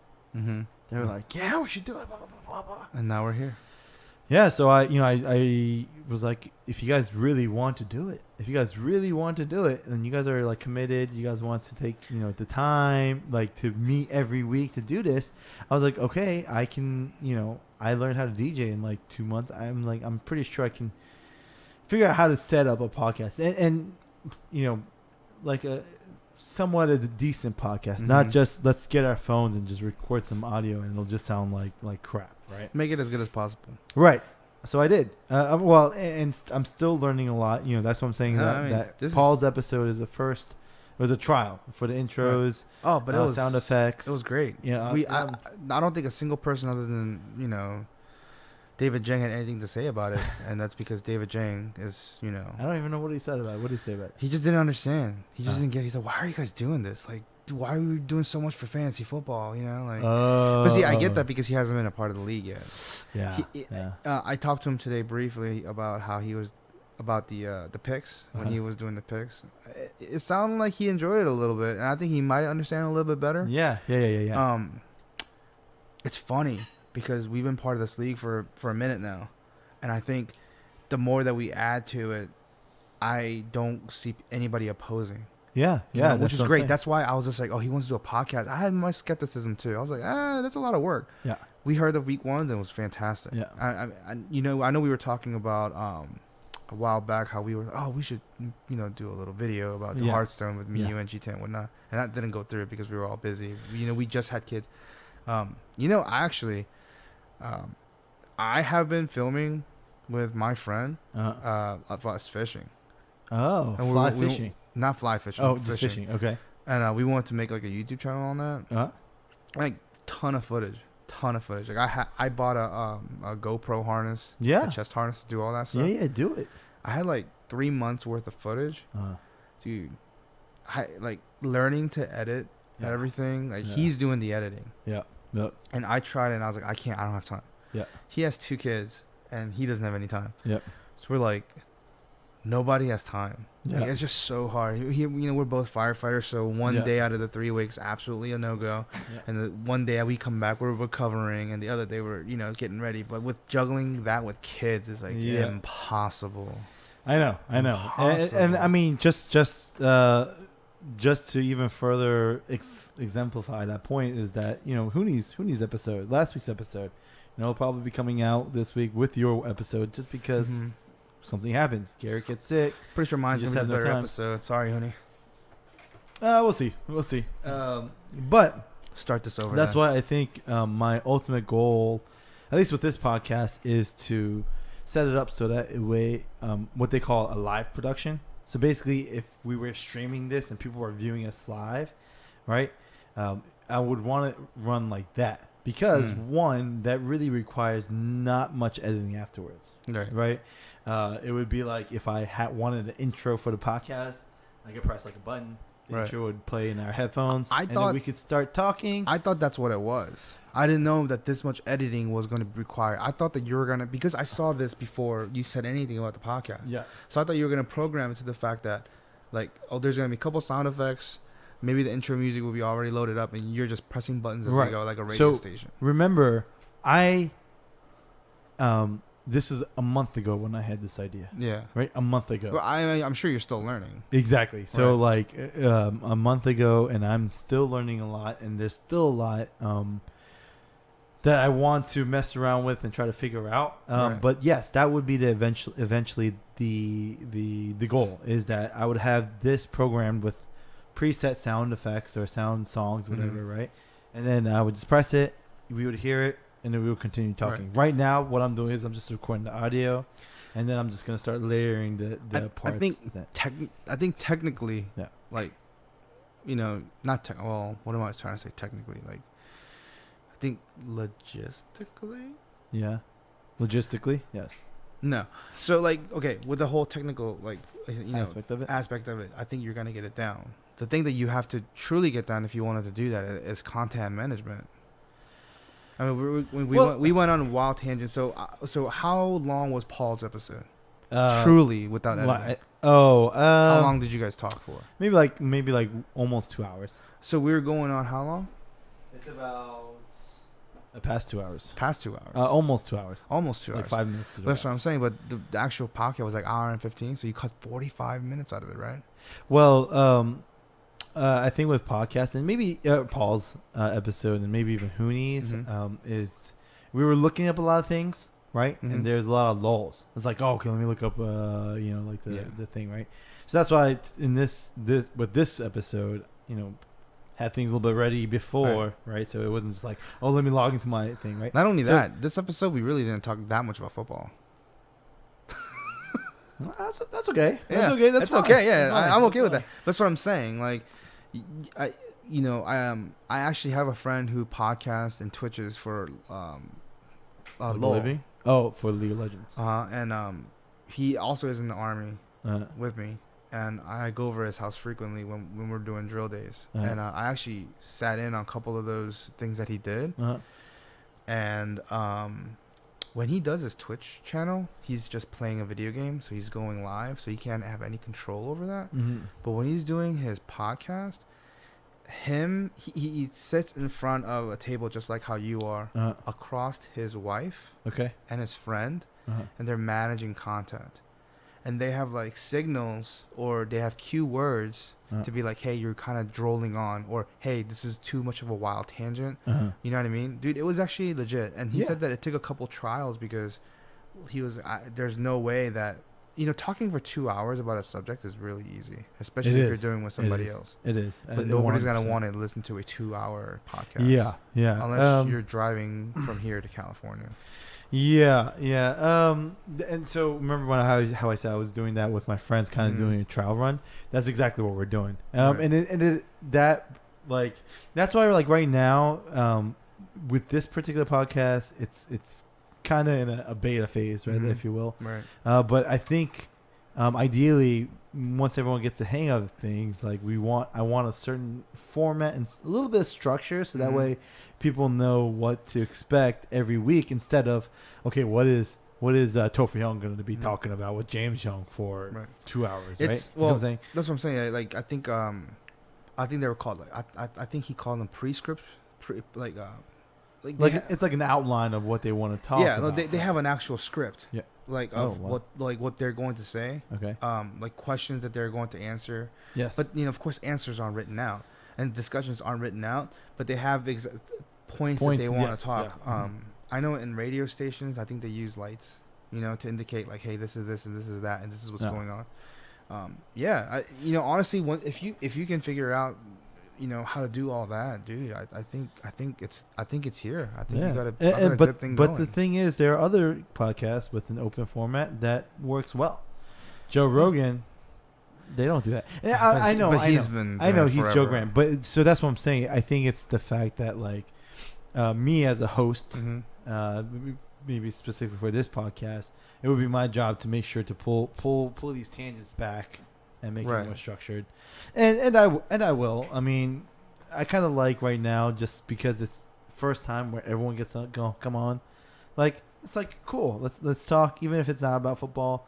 It's like these are the people that we're playing football with, or fantasy football with. I had a feeling that you and I talking about this was going to be like maybe 45% football, 55% wild card.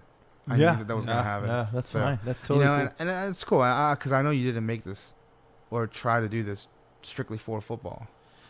Yeah. Just to have a good time. I mean, initially I did, but then JB had the idea of just like, let it, whatever you guys want to talk about, you guys should just do it. I was like, all right, yeah, I'm okay with that. Just like a little segment where just, even if it's during the entire thing. Even before JB, I knew that was going to be the way it's going to be. Yeah. No, that's okay with me. That's okay with me. You're the tangent master. You know what? Last point, and then we'll wrap it up. I think one of the things I've realized I really want to do this podcasting for, or because of, man, we must be getting tired because I can't speak. Is because I don't really speak to a lot of people, man.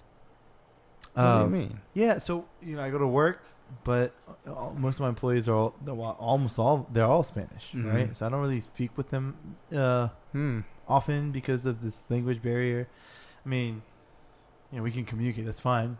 And then even with like customers and things like that, it's not really a conversation. It's more like side chatter. It's like, because they're not gonna sit there and talk to you for 30 minutes. I can't sit there and talk to them for 30 minutes about something real, right? So it's always like, oh, how's the weather? Oh, how was your weekend? Same. I mean, no offense to them all, but Elevator talk. Yeah, same shit over and over and over. And then I come home, and then I have my wife, but we're busy, right? We're getting Right. food ready for Garrett. He's making sure he's eating everything. Mhm. You gotta put him into bath. Change his clothes. Blah blah blah. And then after that, we clean up, and then by the time it's time to go to sleep, So it's like, I think for a while, maybe I'm not gonna blame on my son, but just because of my It's tough. circumstance and No, it's situation, tough. it is really hard, right? Right. And it's even hard for people to even just come over because of his like sleep schedule and stuff, right? So, even if it was something to just record myself, it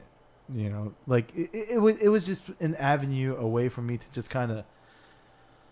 I get it. Just I get talk, it. I get it. get it off my chest. I think maybe I'm not sure if this part will make it into a podcast, but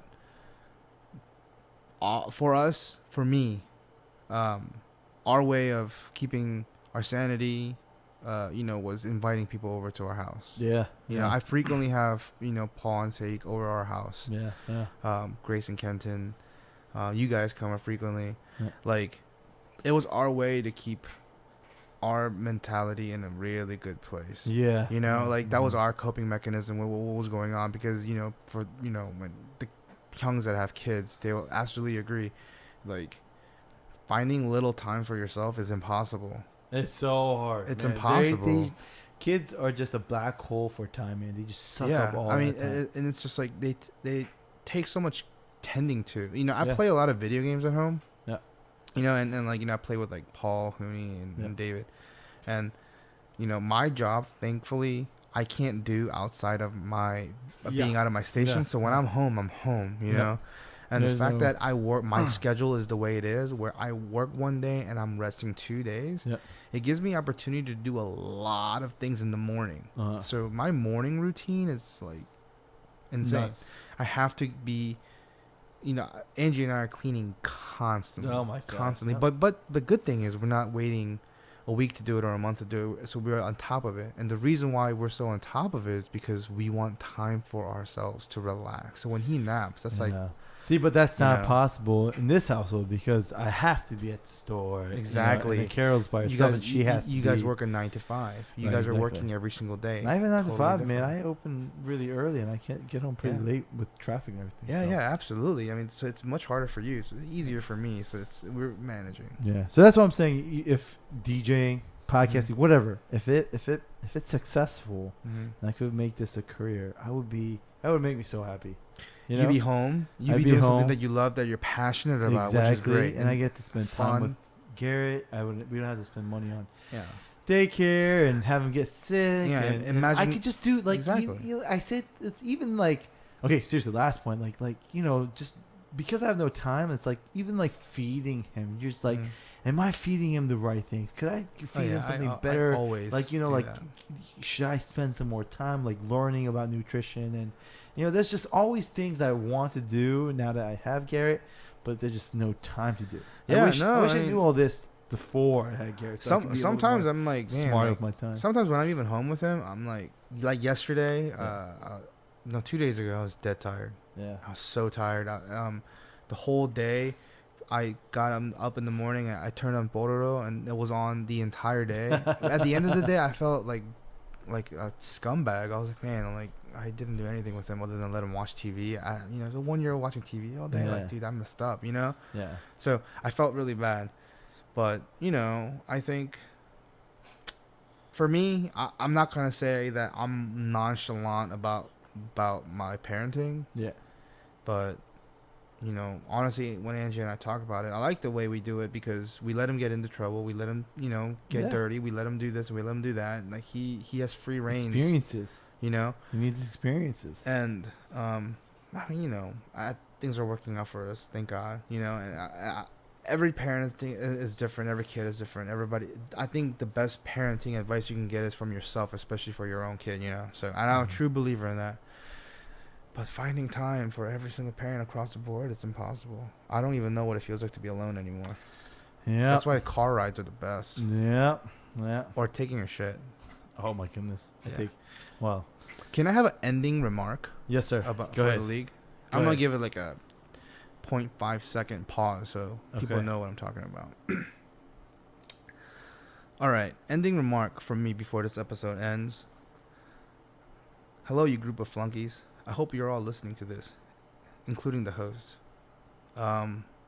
Last week was a fluke. He had to score 179 points to beat me. I'm gonna win this year, no matter what. Just saying. You guys are all playing for second place. Mr. Lee, thank you very much. Thank you. Um, This was so much fun. you or Chris?